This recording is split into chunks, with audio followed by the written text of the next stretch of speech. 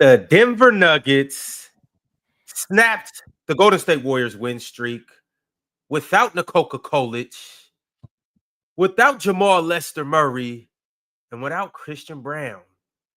We're going to get into that game, and then we're also going to talk about a crazy night in the NBA. We had blowouts, we had game winners, we had overtime games, we had upsets, we had big performances, we had role players that did things that they don't quite frankly do, but just had big games. And then also, we had NBA legends like Russell Westbrook turn the clock back and do legendary things like they've done in the past. So let's get into it, fellas. Let's start by talking about the Denver Nuggets and how they were able to beat the Golden State Warriors without Nikola Jokic, Jamal Murray, Christian Brown, 3 starters. How did this happen? Why did this happen? Go ahead, Chill. I thought Russ made a conscious effort to be more of a point guard yesterday and less of a scorer and get guys involved. I also thought that they took advantage of Golden State's lack of size, and Russ made himself more of a rebounding guard today than he has in the past. Because when he's on the floor with Aaron Gordon, he's on the floor with Joker. Michael Porter Jr. is a rebounder also. So when he's on the floor with those guys, I feel like Russ isn't much of a rebounder as he's been in the past when he's ran with other guys. But yesterday, with those guys off the floor, he made himself more of a rebounder, considering Golden State, those guards don't rebound as much as they should. And I feel like Russ did a really good job at that. And on top of that, making himself more of a passer and getting guys like MPJ involved. If I'm a shooter, and I think Jordan can attest to this as a coach, if I'm a shooter and I know for a fact that you're looking for me, I'm ready.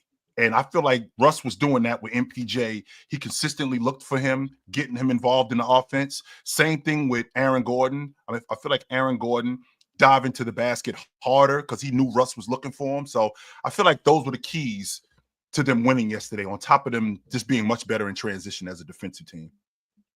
I mean, number one, I'm curious to see how Denver is going to play that now that they, look like Aaron Gordon and Russell Westbrook got something going on. Curious to see how they're going to play that later on in the playoffs. But Aaron Gordon getting 38, that's to answer your question, why? That's why. Like him getting 38, I didn't see that coming. Number one. Yeah, so it's kind of like, he get 38 and then Steph shoot, 6 for 21 or something like that. So recipe for losing. I mean, to be honest with you, so not so much a big deal, but I mean, Russ getting huge 6. Deal. Why? What do you mean why? You guys beat a team, the hottest team in the NBA, a team with Steph Curry and Jimmy Butler, without your best player, second best player, best perimeter defender, starter. You were 3 starters down. They were at full strength. That's a huge deal. And we was in your building too, Ron. We was in your building too. On top of that, don't leave that part out. And you have 2 players that are crucial for success for you. Well, 3, Michael Porter Jr. too, but he had a typical Michael Porter Jr. night. Yeah. But with Russell Westbrook coming out and getting a triple-double, 16 assists, 12 rebounds, basically running the show, setting the table for the whole team, and then you got potentially your 4th, 5th, or even 6th option, Aaron Gordon doing what he did, like that's a lot. This could be a game that sets something forward for these guys, especially for Aaron Gordon. This could be a game where for the rest of the year, now Aaron Gordon's just playing on a whole different level. Pump your brakes. Jordan, don't forget, Jordan, if the season ended today, I mean before last night, if the season ended last night, that's what they got to see in round 1. Golden State, they got to see Denver. Yeah, that's cool. I don't know how many times Steph gonna go 6 for 21. I don't know how many times Aaron Gordon gonna have 38.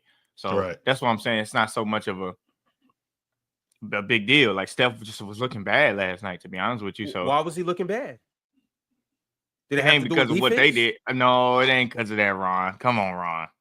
It ain't because of that. So you think that you think Denver just had a bad night? I mean, I think that they was much better coming off screens. Golden State just had a bad night. I think we got to give more credit to Denver as a defense yesterday than we do in the past. I mean, they were much better in transition yesterday. Why? Because Jokic was out.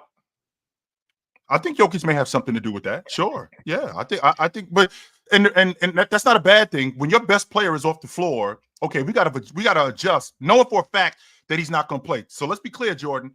It's a difference between playing with Joker, knowing that he's going to the bench for 6 minutes, 7 minutes, as opposed to we don't have him at all for the night. So we got to adjust our game. We got to adjust how we play. Our defense goes back to my original point about Russ. Now, our best rebounder is out. I got to crash the glass more. Our best scorer is out. I got to get other guys more involved in the game. Now, their game plan is not going to be any different against me in terms of, them looking for me looking for me to shoot the basketball. No, I don't think that's any different. But I, as a lead guard, I got to do more now that our best scorer is out. And I understand what your point is about if Aaron Gordon's scoring 38 to 40, like we ain't got a shot. Right. I get that. But Aaron Gordon is a viable scorer. He can give me 17, 18 a game. He could give me 15 to 18 a game, especially with Russ playing like Russ is playing. But no Jamal Murray, not only no Jamal Murray, no Joker, and no Christian Brown. So, and that defense was as good as it was yesterday, which means that's motivation for those guys. And if they play like this without us, we get us back on the floor. They looking at Golden State like we can handle these dudes. Yes. And this is a big confidence game for Aaron Gordon too. And I know you're saying pump your brakes, but I also do want to just take a look back into the future. Remember Aaron Gordon and a look back into the past. And for what it's worth, Aaron Gordon used to look back in the future. Let me take a look back into the past. And for what it's worth, Aaron Gordon used to be a number one option. Aaron Gordon, I'm not saying he was a scorer. I'm not saying he averaged 30 or anything like that. But Aaron Gordon has played nights where he was the number one option and where he's filled up the score, the stat sheets. He did it again last night. And also, too, I want to take another look back into the future. Right. Aaron Gordon this year is shooting 45% from three. Now, I know, Mars. Ooh, it's Aaron Gordon. He's cracking them. He's 1.5 for three threes a game. Last night he went 4 for 6. But once again, this could be a big confidence game for Aaron Gordon moving forward into the playoffs. When they leaving them open, we need you to knock these down. You're shooting 45%. You showed us in a big game like this that you can knock them down. This could be one of them games where it's like, yo, Ron, let me tell you something. You need to stop looking back into the future because you're out your damn mind. That's what you need to do. You need to stop looking back in the future. Looking back into the future. Number one, that you don't look back in the future. That's number one. Number two, it depends where you're at. I don't know where I could be at where I could do that. It depends where you at. Number two, I get you, but things change when Jokic is out there. Like, when Jokic isn't out there, somebody had to step up and you can claim the ball a little bit more in different ways. When Jokic is out there, I'm not saying Jokic is their problem because that's their guy, but it won't be the same while he is out there. You're not gonna have nobody just allowing him to get busy and go to work like how him and Russ centered and focused on that yesterday. So it's gonna be a little bit different. That's why I'm not worried about it. I can't see him getting 38. If Aaron Gordon got 15 last night, they lost. So I just can't see Golden State having to worry about that. I don't think Golden State worry about that at all. Actually, Denver kind of struggles with Golden State too because of how they move, how Golden State move off the ball with Jokic out there. So I don't think they worried about that, to be honest with you. If if Aaron Gordon had gotten 15, they would have lost. That sounds like a Golden State problem that he got 38 then. That doesn't sound like an Aaron Gordon problem. That's exactly what that sounds like. I'm not saying it's not Aaron Gordon's problem. I'm just saying as a player for Golden State, if I'm on the staff or if I'm on the team, I'm not really worried. It's like, all right, bro, he had to get 38 to beat us by 10. Like, okay, I'm cool with that. We know what we did wrong. We got to play better. And Steph shot 6 for 21. I'm not so worried about Steph going 6 for 21 in the playoffs. Not worried about that. You're not going to convince me that Denver defense made Steph look like out of his body last night. Like, no. Well, you're not going to stop Steph Curry. Well, wait a minute. See, that's where the divide comes between you and me, Jordan, because I'm not saying that you're going to stop Steph Curry. What you are going to do is you're going to make it difficult. You're going to chase him off screens. You're going to put a hand in his face. You're going to do everything. You're going to find him in transition. You're going to limit his touches, which is what Denver did last night. That's why I said earlier today that their transition defense was better. That throws Curry off rhythm, and that doesn't get Curry in the rhythm that he needs to get in order for him to be able to crack shots. Now that other dudes got to get involved. When we go 2-3 trips where he doesn't touch the ball, which happened last night, that helps. I'm not just going to completely dismiss Steph going 6 for 21. Like, all right, he's not going to go 6 for 21. I'm not saying that he's going to go 8 for 20 for the series or anything like that. But I do have to give Denver some credit for what they did defensively. It wasn't just Steph was missing shots. They contributed to that, and they contributed to that mightily. Yes, they did. They played a pretty gritty game last night on defense. Mm-hmm. But Mars, what's your takeaways from this game? The Warriors couldn't make a three. Steph was playing like a clown. The Warriors decided to go small, which I think wasn't a good idea. Kevon Looney is not the Kevon Looney that should have been conference finals MVP 3 years ago or 2 years ago, whenever it was. Aaron Gordon was great. For some reason, the Warriors decided to try and press Russ full court, acting like he had any sort of shooting gravity outside of 4 feet. That was stupid. But you still give the Nuggets credit for coming out and winning without their two best players and Christian Brown. But I can also acknowledge that the Warriors were just doing some out-of-character things that I don't think are really indicative of much going forward. It's a good game for the Nuggets. They've got to stay in the race for the 2 seed. Give them credit for winning. It's a bad loss for the Warriors because they need to try and climb up the standings. They're very lucky that Minnesota lost last night as well. But in terms of like, what does this mean going forward? I mean, nothing. I mean, if Denver play Golden State in the playoffs, they're not going to play without Jokic and Murray. So this game doesn't really show anything. Aaron Gordon isn't going to play small ball 5 for 30 minutes or whatever he played last night. You're never going to see Hunter Tyson out there. You're never going to see Vlatko Kanchar out there. So in a playoff setting, it doesn't really. Vlatko Kanchar, where did they get this dude from, Mars? Like, who is that? Nah, he been there for a minute. But he was hurt last year, like the whole year. Right. He just played with the Grizzlies too, Chill. Okay, because I saw him. I was like, who is this dude? How come I ain't seen him? Yeah, he been out for a minute. He not really in that rotation. He's a hell of a rebounder. Just say they were short-handed, but like this game doesn't say much going forward. But in terms of last night, it was a good game for the Nuggets. Peyton Watson had like 17 blocks. It's almost like he's a rim protecting wing, like someone said. But you know, but yes, the biggest issue with the Warriors was Steph Curry just looked like he played horribly. Like, and I'm not entirely putting down Denver's defense. They didn't do anything unique. They switched screens. Like, that's what they did. Ain't no one told Steph to start throwing some of the worst passes he's ever thrown in his life. Like, that's not the Denver defense that's doing that. That's just him being an idiot. What that goofy lobby through?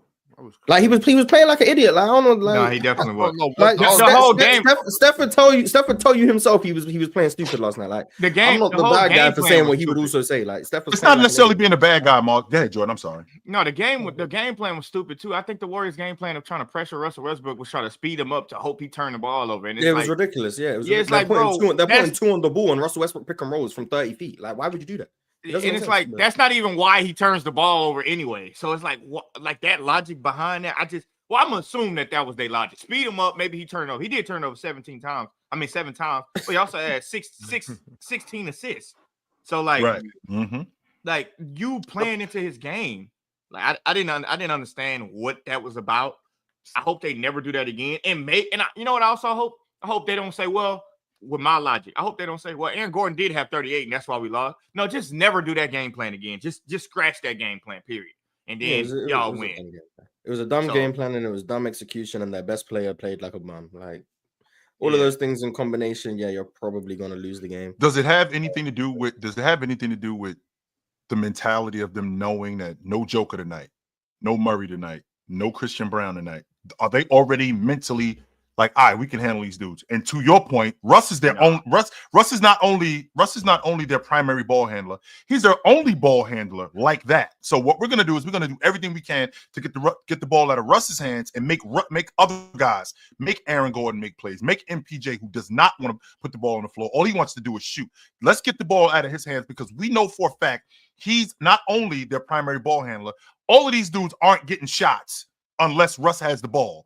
Aaron Gordon is not creating shots for himself. MPJ is not creating shots for himself. None of these guys are creating shots for themselves without Russ. So let's get the ball out of Russ's hands. Let's trap Russ. Let's double Russ. And let's speed Russ up to get the ball out of his hands. That very well could have been the game plan. I don't think it was the idea of backing off Russ to make him shoot. Or we can do that in the half court. We don't have to worry about we don't have to worry about Russ being a viable threat outside half court. I'm talking about outside of half court. No, we don't have to worry about that. What I'm saying is, with Russ having the ball in his hands, he's their primary he's their primary playmaker on offense, and none of those guys are doing anything without Russ with the basketball. So yeah, but that's the idea of getting the ball out of his hands. It's not even getting the ball out of his hands. It's like it's easier said than done. Like you're gonna pressure him away from the feet, like pressure him that far away from the basket, and then when he does pass the ball, where's the rest of the defense? When Russ passes the ball, where's the rest of Golden State's defense? Yeah. Well, I think that's the idea, Jordan. I mean, the Why? idea is to like that doesn't make no sense. Here's the idea is to make everybody else. All right, we're gonna live with Aaron. That's why they lost. Because we just talked about Aaron Gordon going for 38, right? With MPJ doing what MPJ did. We're gonna make everybody else make plays. We're gonna do everything we can to get the ball out of Russ's hands, make Russ speed up, and make MPJ, make Aaron Gordon make shots. Well, their plan ended up backfiring. And to Mars's point, I mean, they switch everything. I mean, we've seen. It's not like we haven't seen Steph Curry make bonehead plays. It's not like we haven't seen. Not that many though. Not that many. Mars, you were on record telling me in the 2016 finals that behind the back. Yeah, that behind the back pass is one of the dumbest plays I've ever seen. But he made like 6 of them in one game. Like it's ridiculous. Told me it was the worst. It was the worst pass you've ever seen in your life. It was, but I'm not saying he's not liable to make bad decisions. Like Steph is liable to make bad decisions, but making that many in one singular game, like that's ridiculous. And when it does happen, just saying because he's liable to do that, and every time he does it, it's a problem. Every time he does that, that's a problem. The fact that my point guard is liable to make as many bad decisions as Steph is liable to make, that's a problem. The fact that my primary ball handler is liable to be as reckless with the ball as Steph Curry was last night is a problem. And me pointing that out doesn't change how great he is historically, doesn't change that he's the greatest shooter of all time, doesn't change that he's one of the best offensive players ever. That's still a problem. He needed to be better last night, and he wasn't. People have bad games. I'm not going to use that as like, oh, that's the nail in the coffin for Steph's career. He's never been that good. I'm not going to do any of that. But last night he was bad. And it was a very, very bad game from him. And I'm not putting that on Denver's defense because Denver's defense didn't throw him any looks that he hasn't seen before, he hasn't dealt with before, and he hasn't been good against before. They didn't do anything spectacular. He just played horribly. And sometimes that happens. No one's perfect every game. I understand that. But when people do play poorly, I'm going to point it out. It doesn't mean that they're never going to play well again. Fair enough. Last night they were poor. And that's all it really is. Yep. And the Warriors couldn't make a three, so that didn't help either. They were shooting a bunch of threes, couldn't make any threes. Yeah, they went 8 for 33 all night. Yep. Any three that wasn't in the corner just didn't go in. Like the only person who could make a three was Gary Payton. Right. And like Steph made a few, like he made like 3 or something. But he went 4 for 14. Everyone else couldn't shoot. So it's just that's a bad combination. You can't shoot, you're turning the ball over, and your defensive game plan is atrocious. That's a bad recipe to win. And to your question of is it because they don't have Jokic and Murray, so they might have like just played down to the competition? That's possible. I mean, I think that's just human nature. When you know that a team isn't playing their best lineup, you might play down to competition. The only, I guess, issue I'd have with that is every game is super important for the Warriors right now, so they can't afford to do that. And B, for a team as experienced as the Warriors are, and the reason why I'm hearing people say they could still beat some of these teams in the playoffs is because of their S-tier experience. They're so experienced, they know what it takes to go over the hump. Then a team that experienced should know better than to play down to their competition when games matter. And if they don't know better than to do that, then that's a problem. And maybe their experience isn't as valuable as people are saying. So I think it could be the reason. I just think it's an inexcusable reason, but it could be the reason. I'm not going to discount the possibility of that. I just think the Warriors should do better than have that be the reason. And I like to also add into that, to what you just said about playing down to the competition. Well, there's also the mentality of they're rolling right now. So the fact that Denver doesn't have 3 of their starters in the lineup, we rolling right now with what we do. It's not like it's not necessarily taking our foot off the gas, but with what we're doing, we should just be able, just off the strength that we showed up and what we're doing right now, we should be able to beat them. Without their 3 starters, we should be able to beat them. I don't think it's necessarily playing down to the competition. It could be. That's why I brought that up. But I feel like just us showing up and they don't have 3 of their starters, and one of them is the best player in the league. With what we're doing, there's a confidence level that we already have. It's kind of like in the NCAA tournament where Kentucky plays against Youngstown State. Just off the strength that we playing you guys, we better than y'all, and we're going to beat you.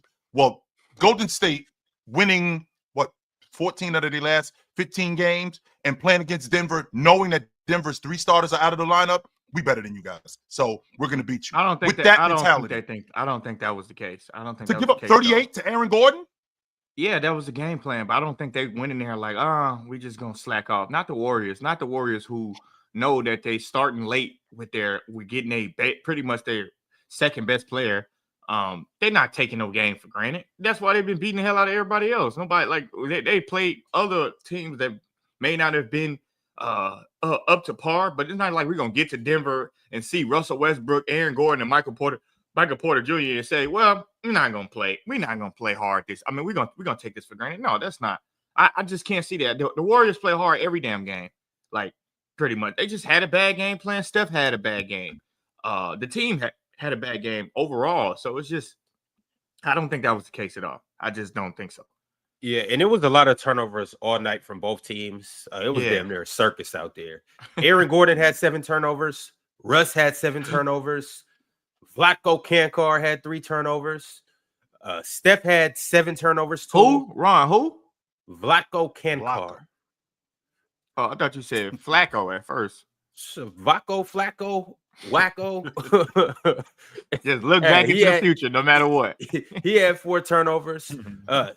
Steph Curry had 7 turnovers. Draymond had 4 turnovers. Jonathan Kuminga had 3 turnovers. Santos had 3 turnovers. It was an ugly game on both ends of the floor. It was a turnover party. Yeah. So can we just charge this up to the game? This is just one of those nights.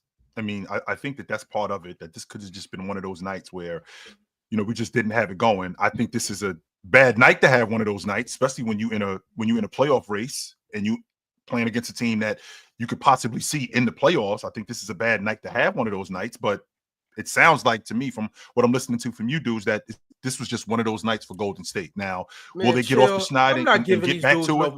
No pass for this. I think Ben. I'm not giving him no pass. I just think ain't no one giving him a pass. I don't care if Steph Curry went 0 Jimmy Butler got to win him that game. Draymond got to win him that game. Jonathan Kuminga got to win him that game. It's no way in hell that without Nikola Coca-Colich that you guys don't win this game. No Jamal Murray. It's no way you guys don't win this game. And on top of that, you're supposed to see these dudes in the playoffs, and y'all go out here and lay an egg like this. This shit is unexcusable. The Warriors ought to be ashamed of their damn selves. I just feel like Denver. I just feel like Denver's game plan was much better than we're giving them credit for. And again, I'm not saying that you stop Steph Curry, but I do think that he had that game plan and defensively with the switches. Even though he's seen all of that stuff before, I do think that it affected him in some way. It did affect him, and this is where we are with them. This is where we are with Golden State. Is, if I'm not mistaken, when's the last time Golden State beat Denver? The playoffs.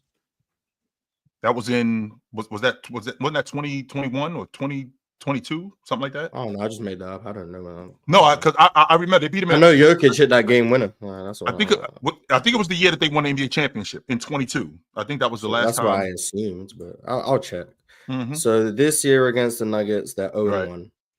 Last year against the Nuggets, they were 0-1, 0-2, 0-3, 0-4. So they didn't beat them last year. Denver's championship year, the Warriors were 0-1, 0-2, 0-3, 0-3. So they didn't beat them that year. So then the championship year, they were 0-1, 0-2. It was the 2022 playoffs. That was the last time they beat them. That was the last time they beat them. The 2022 playoffs. And they haven't beat. They beat them in the regular season like year 2 in March, but the last game they beat them was April 27th, 2022. Wow, that's impressive. So we're approaching 3 years. So we're approaching almost 3 years since they beat them. Wow. Yes. Interesting. All right, y'all. Well, as of right now, and we're going to get into all the other games from last night, but as of right now, this is what the playoff picture looks like. This is what we're looking at, y'all. And I'm going to zoom in. We're going to zoom into the West first. We got the Thunder as the 1 seed, obviously. As the 2 seed, the Rockets have maintained their 2 seed with the win last night. We'll get into that game. Shout out to the Rockets, even though Jordan and Mars, y'all wanted to sell that game so bad. But the Rockets came out with a victory last night. Ain't nobody trying to sell no game. It's okay. Yes, y'all was. Hell yes, y'all we were just trying to get playoff experience, Hell no, y'all was. Clutch Oh my execution. That's what we was God. working on. Clutch execution. Shout out Quentin Grimes. But hold on, we'll get into that game though, fellas. We'll get into that game. Shit happens. I say that all the time. The Nuggets, obviously, with their win, they maintain the 3 seed. They are tied with the Rockets at 2 and 3. You can see they're both 44 and 25. The Lakers got a win last night. We'll talk about that game as well. Now they are the 4th seed, and the Grizzlies got popped by who? Big guys? Packed up. Grizzlies. The Kings won last night. That was without the big fella too, by the way. I watched that game. Shout out to the Kings, man. Shout out to the Kings. He played a few minutes. Mars, they beat the shit out of them too. That's amazing. I needed the Warriors to win last night too, but the Warriors wanted to sell me. I was actually rooting for the Warriors last night. Ron, they go do that. Don't start talking about the Grizzlies because that's your team. They still got their ass beat.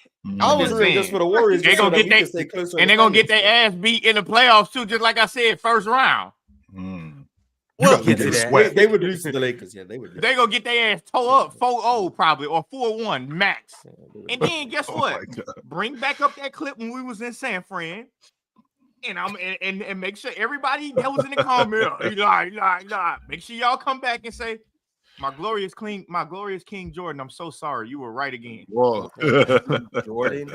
Wow. Yeah, I want to hear it. I want to hear it every time. But y'all, we are going to put up this just about every day. I'm gonna try to get to this so we can just, stay up to date on the playoff picture and really just see what things are gonna look like when we take a look back into the future. But as of right now, this is what the West looks like. Let's take a look let's jump out east, see what things are looking like over here.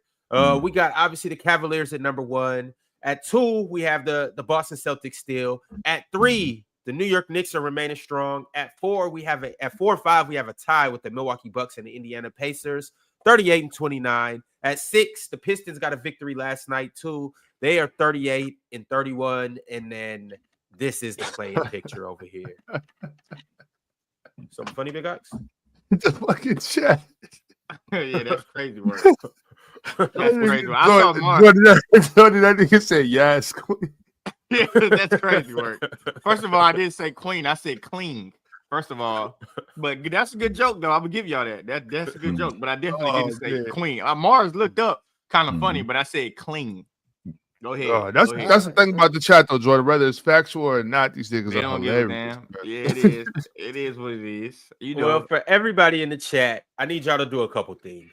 Like the video, subscribe, become a member, and download the PrizePicks app because we are going to get the greater than host picks of the day right here, right now. But before you get those picks, you must download the app. You must use promo code panel, and you will instantly get $50 when you play just $5 using PrizePicks. Yes, you can run your game, control your game, and win your game. All you have to do is download the app, choose 2 or more players, go more or less with their player projections, and then you will have a contest similar to what we have right here. Right here. Nope. Try again, Ron.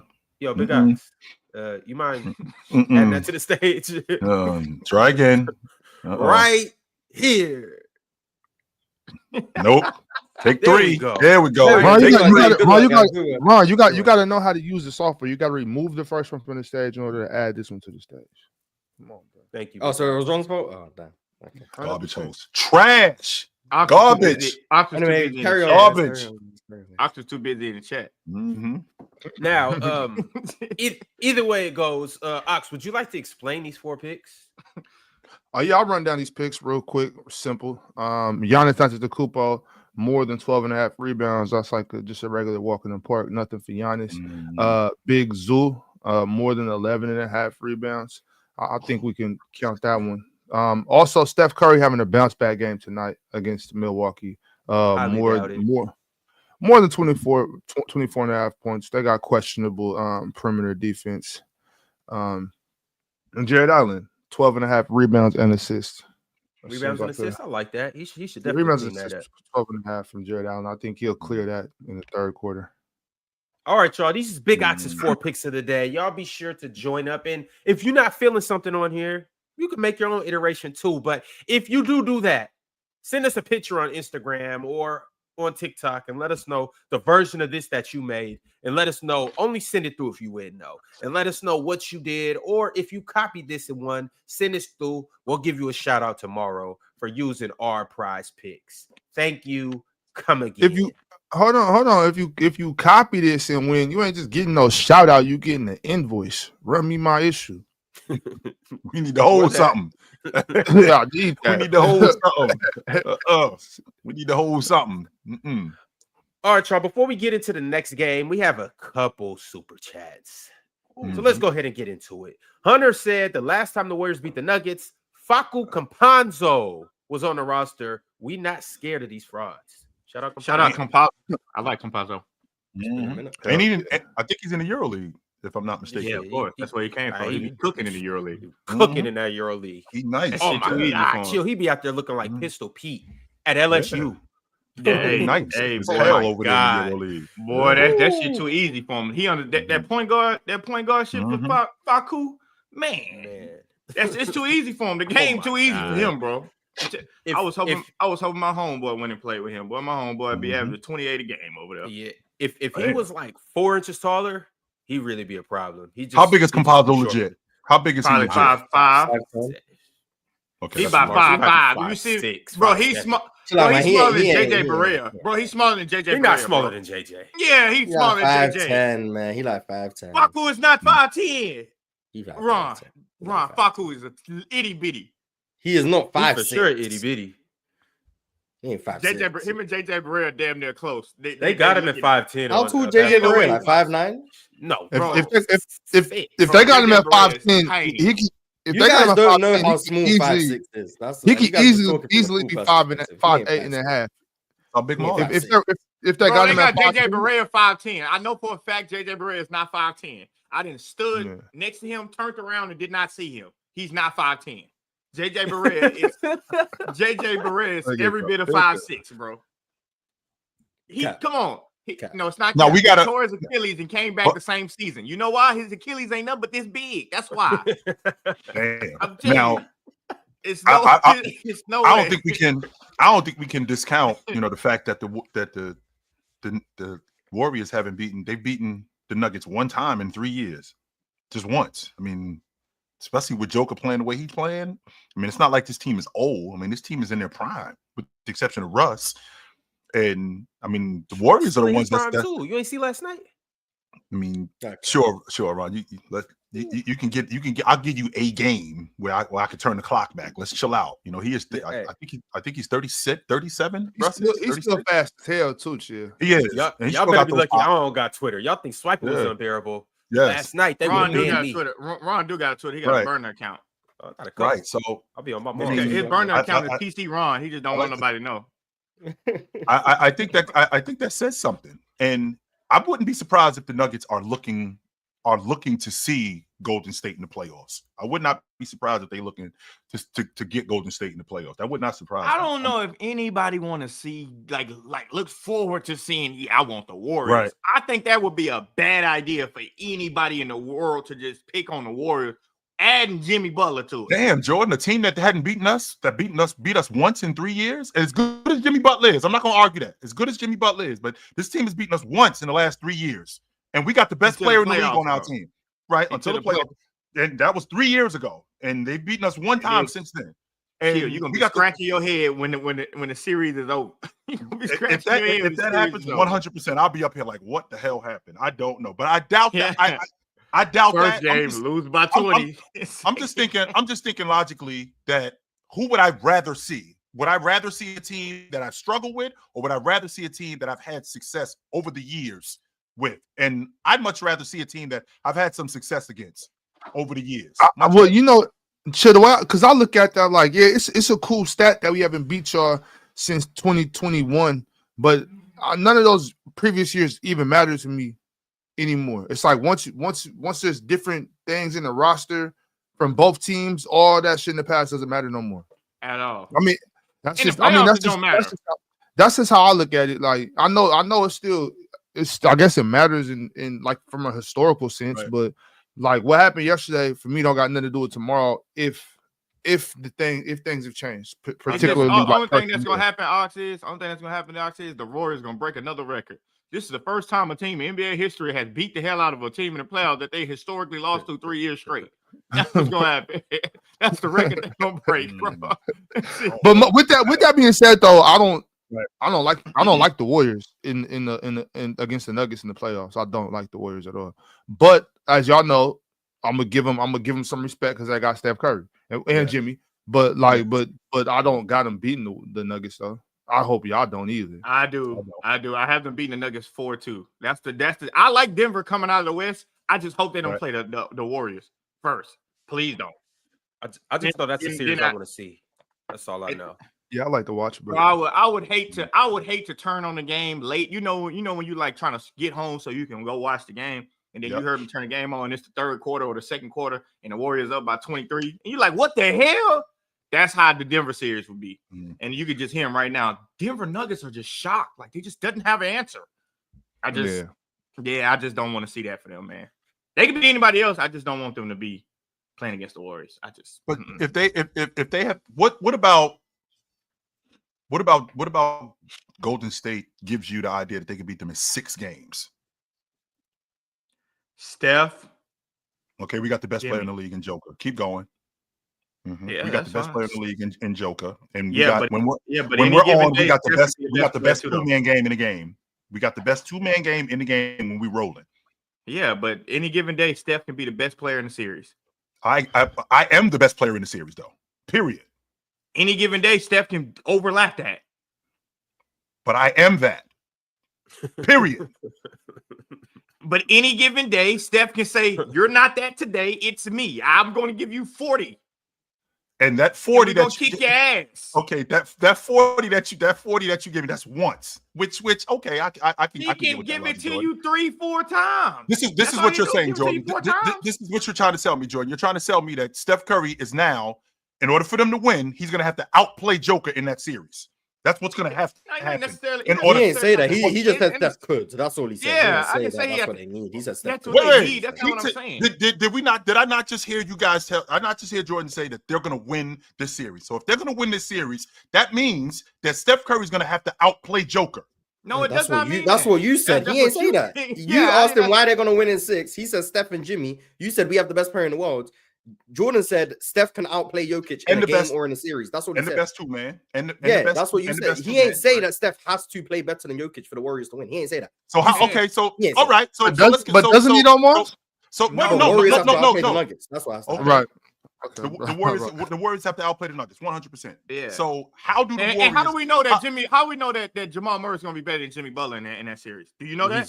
He's not. Swiper, but to win, my bad. Because you talking about because you kept this is the Nuggets, bro. My bad. Yeah. But Jordan, in order for the Warriors to beat the Nuggets in a series, not just a game or two, but to beat them in the series, Steph Curry, I heard what you said, Mars. I know that this team has not played that team, but Steph Curry has to, for at least the majority of those games, outplay Jokic for them to win the whole series. Not necessarily like Jokic, outproduce. He got to outproduce Jokic.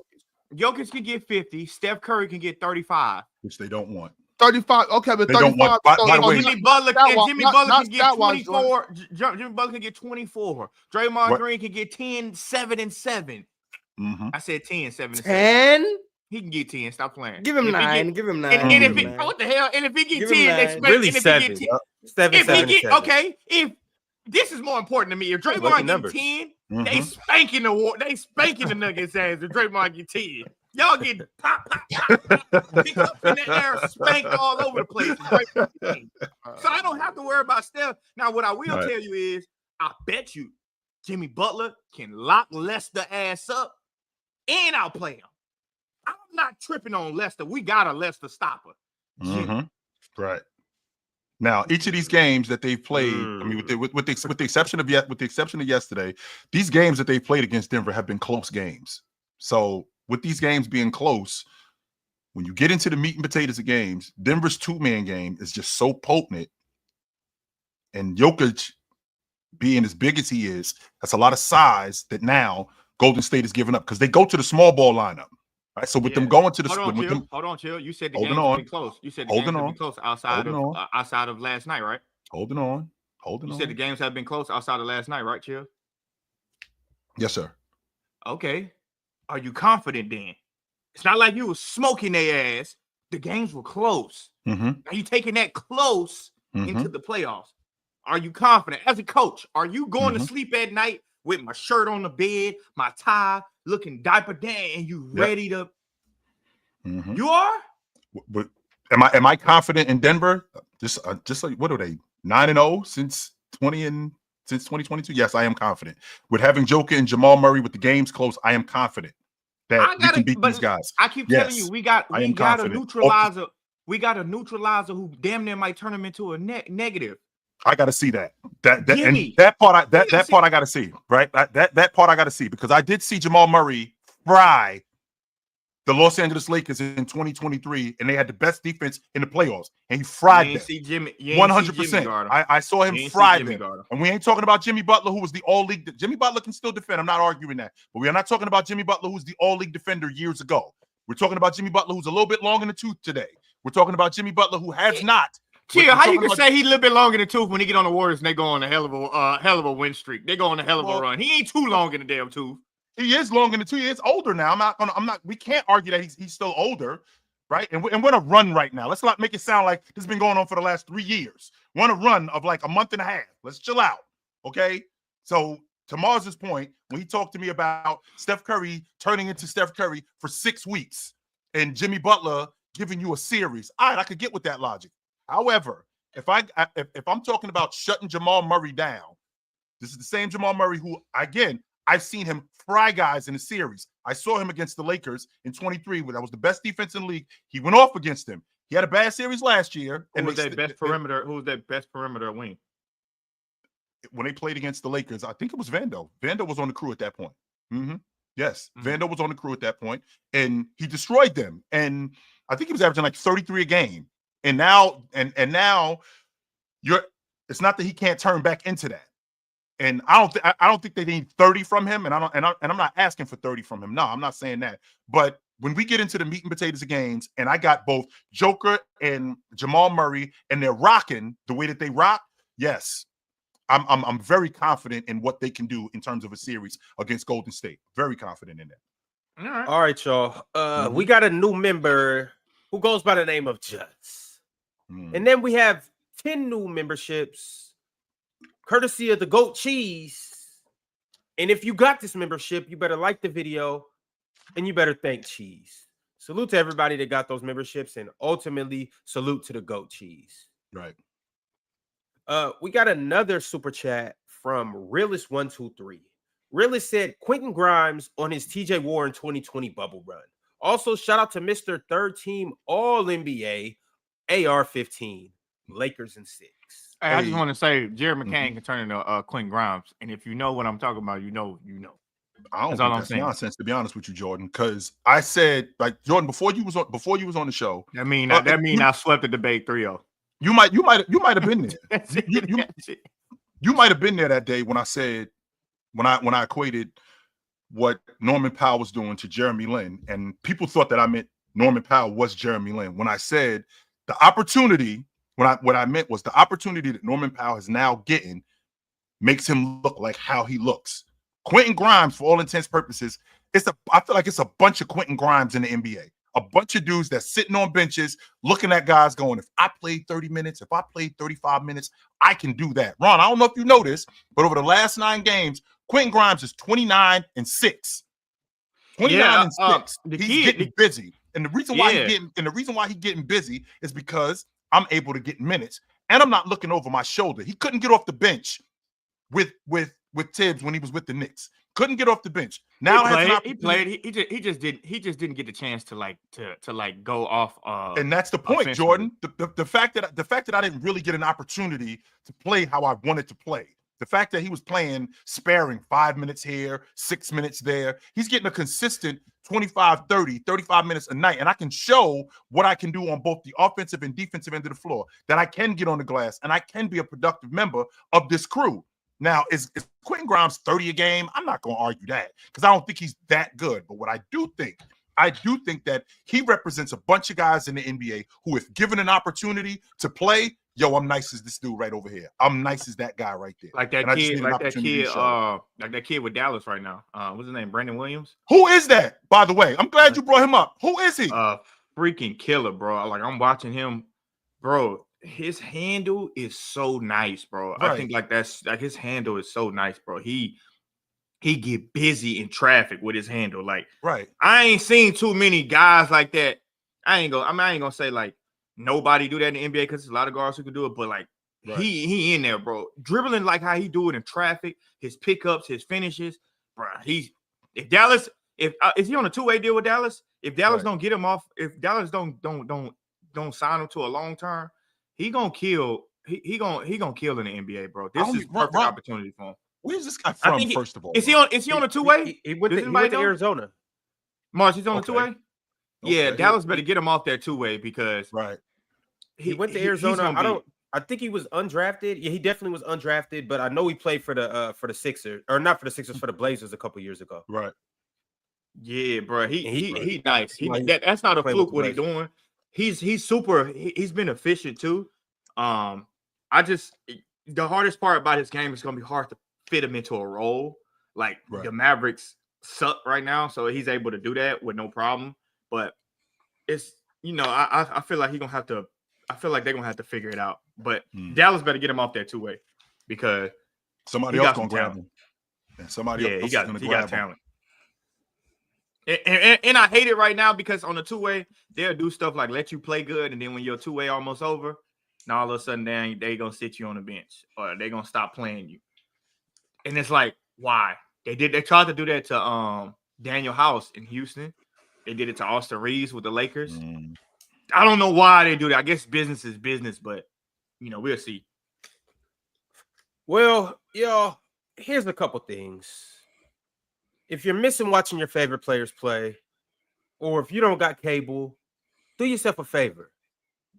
Be like Mars and chill. Download the Gametime app, create an account, use code CLNS, and just go to the games. You don't need cable. Now, when we're talking about the NBA and we're talking about, the beautiful game of basketball, it's nothing like seeing that poetry in motion when you're actually at the game, sitting courtside, or when you have good seats. Now, the thing about it is it's the buying the tickets part. That's where things can get kind of tricky unless you've got the Gametime app, which is the MVP of all ticketing apps. There's no competition, period. So let me break it down for you. How Gametime makes buying tickets so easy. All it takes is 2 taps on your phone and then boom, you right in there. You want to see your seats before you buy? They've got it. Don't want to deal with sneaky fees? They have all-in pricing. Oh yeah, and last-minute ticketing. Gametime's like, don't even sweat it. We got you all the way up until tip-off. Who else can do that?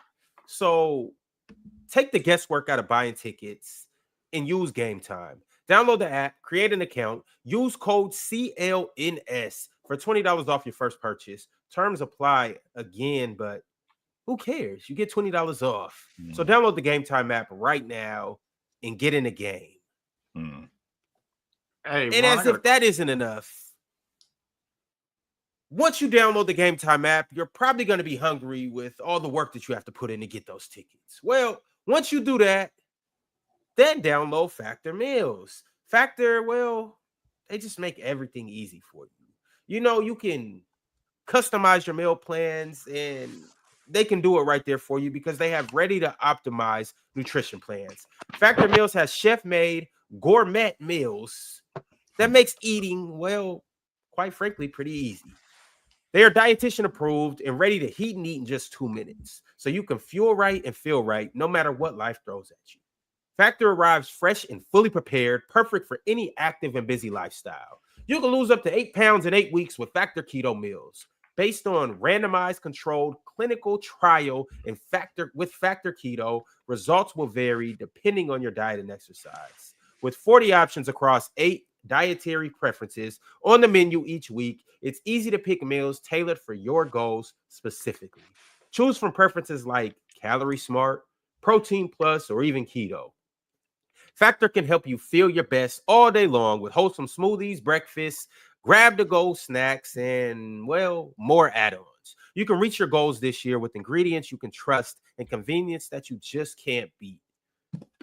So what are you waiting for? Eat smart with Factor Meals. Get started with factormeals.com/playerschoice50 off. Use the code playerschoice50 off to get 50% off your first box with free shipping and handling. That's code playerschoice50 off at factormeals.com/playerschoice50 off to get 50% off with free shipping on your first box. What are you waiting for? Get in the game and make that happen. Hey, Ron, why What's Chill good? and Mars both got blue eyes on the poster? Like, what's up with that? That's what happens when That's you my eat that's Factor my Meals. that's my natural eye color. It's not mine. Yeah, it's my natural eye color. Really? Come out. That's what happened when the light hit their pupils. Little blue Yeah, real reflection. talk. I ain't gonna lie. Yeah, Real talk sound like he's somebody conscious right now. That's all right. Are you sure you want to do that? Are you sure you want to be there? You shouldn't probably be here. Your laugh is crazy. Could you imagine having real talk on your left shoulder and Jordan on your right shoulder? Jordan trying to convince you to get into some shit, boy. Real talk about all this. Real talk got this. Real talk got this imaginary laugh. And by the way, bro, that's crazy, just so you bro. know, real talk talking you into some shit too. He just ain't talking to you into as much shit as Jordan. That's what he do. Nah, man, I try to talk people into good decisions, man. Only good That's a Houston thing, decisions. Chill. This is crazy, bro. Real talk come out talking like that is crazy.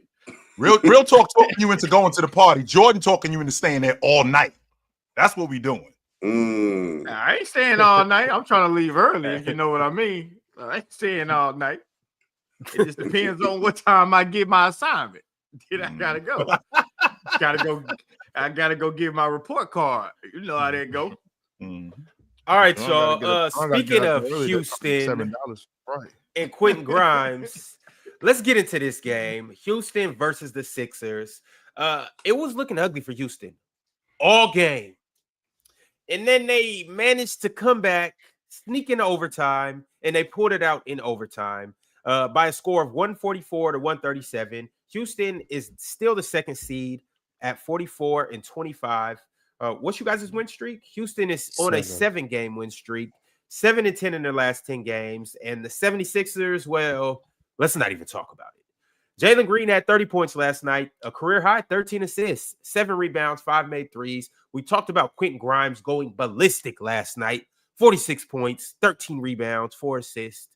But we got 3 Houston guys up here. Y'all talk to us. How did last night go? Bro, I ain't gonna lie. 37-13. This is my thing with Jalen Green. It's like, somebody can see that stat line and be like, he's the guy. He's the guy. And it's like, bro, I can't fathom him doing that 5 times a year. 37-13. But shout out to him for the 13 assists. I'm just still on the thing of, like, I agree with Mars. Mars said it yesterday, that whoever the Rockets play first round, they're going to lose. And I'm a Houston guy, and I believe that. Like, we just need a better player than Jalen Green, bro. I'm just be honest with you. Nothing against Jalen Green. Just not the. You think so you think if the playoff starts today, y'all got Minnesota in round 1, they bounce y'all? Bounces for sure. 4-2 at max. I think every so-called Houston guy up here does believe that they are getting beaten the first round. That's 4-2 max. If it ain't, I just don't think we're upset that they're gonna lose in the first round. Yeah, no, not at all. I just think it's year, phenomenal year. Playoff experience is gonna be good regardless of the fact that we all think we're gonna lose. If we win, it's a bonus. Like, oh, nice, exactly. But still it's like I just want to see how guys look in the postseason. How does Şengün look? How does Jalen Green look? How does Amen Thompson look? Tari, Jabari, etc. This is a trial for you, then, Mars. This isn't. This season ain't no one expecting no championship. Ain't no one expected like. Nah. We just want to see how the young guys look in a playoff setting when teams are game planning for them. Like, it goes without saying, teams are going to game plan for Alperen Şengün. Teams are going to game plan for Jalen Green. Not because they're like S-tier players, but because they are the offense for the Houston Rockets. So they're going to be the ones who get game plan for. How do they deal with that? Are we going to see growth from Alperen Şengün? Are we going to see growth from Jalen Green? I think Jalen Green has developed over the course of the year. Now, 13 assists? No, that's not something that's going to happen consistently. Now, I will say last night, he was making some very, very good reads. Very good reads. And if he could do that more consistently, that would be great. I think he had a good game last night. He got a very clutch steal against Quentin Grimes, actually. Quentin Grimes threw some bad pass. Jalen Green came in and stole it. That helped us get to overtime. So shout out to Jalen Green for that. Şengün got benched for most of the second half. He came in to get a putback and send us to overtime. That takes a level of maturity. Terrible blackout. Terrible blackout. I mean, he definitely fouled O'Shea Brissett, but I ain't gonna complain.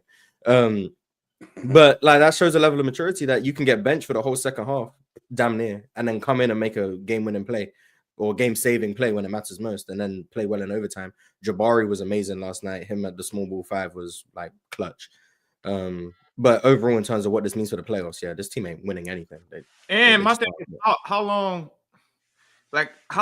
are we gonna see Ime Udoka? Like, this is how you know you need a superstar. Ime Udoka is not benching no real superstar like Jalen Green and Şengün, like the way he does them. He treats them like children almost to the point. They are children.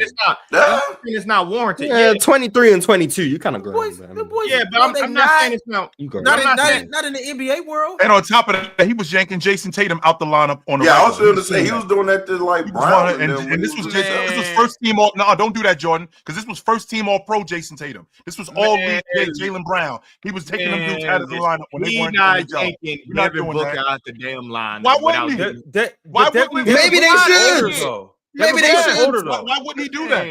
Because they ain't doing that shit. You're not yanking me out no damn lineup. And if I'm Devin Booker, I'm going straight to the GM and say, "Hey, bro, tell that motherfucker stop yanking me out." Sounds like entitlement to me. Sounds like I don't get why you celebrate that. I think it's a good thing that the Rockets' 2 best players are willing to they don't want to be benched, but I think it's a good thing that they're accepting it and then they come in and still contribute. Hold on, because I'm not saying that they're not accepting it. That was a big thing. I'm cool with that. I'm cool with them two getting yanked out the lineup. But I'm saying we need a superstar like Devin Booker, or give me I don't want Jimmy Butler no more, but Devin Booker. Or let's say Devin Booker, work, man, because it doesn't work. No, George, Ime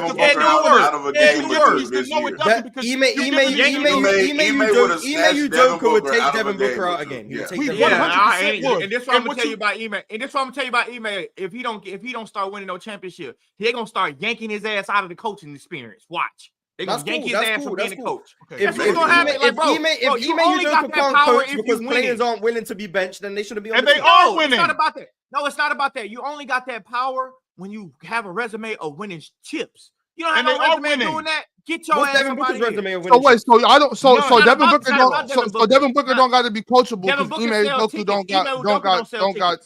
So Ime Udoka don't got rings. Ime Udoka don't. Nah. So Ime Udoka don't got rings. That means that Devin Booker can be uncoachable.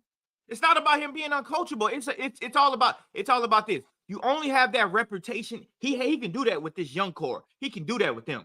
But as many times as he gonna keep going and you ain't gonna win, you're gonna be known for he yanked people out. Sooner or later, players are gonna start complaining. We know this is a players' league. He gonna start complaining and say, Jordan, you know what? The difference is that yank his ass out of a job. No, but Jordan, JB Bickerstaff got fired after doing really good with that. But Jordan, the problem with your logic is that it's being good. Jordan, the problem with your logic is that it's working though in Houston. They are winning. This is the team that was at the bottom of the Western Conference. They're second they're second. If they lose 4-0, if they lose in the first round, this is what you're trying to sell me. You're trying to sell me, Jordan, that because I'm a superstar, if I'm playing like Jalen Green, if I'm playing like Şengün, and I suck for a stretch, that I can't get yanked out of the lineup. That's what you're telling me, because that's why Udoka. That's why Coach Udoka is taking these guys out of the lineup. He's not just taking the guy out of the lineup because he ain't playing good. No, he's taking him out of the lineup because you're not doing what was needed. Listen to win. What I'm saying, though. I heard everything that you just said. No, you're not, because you're arguing something that I'm not arguing. All I'm saying is you can only keep doing that for a while until your resume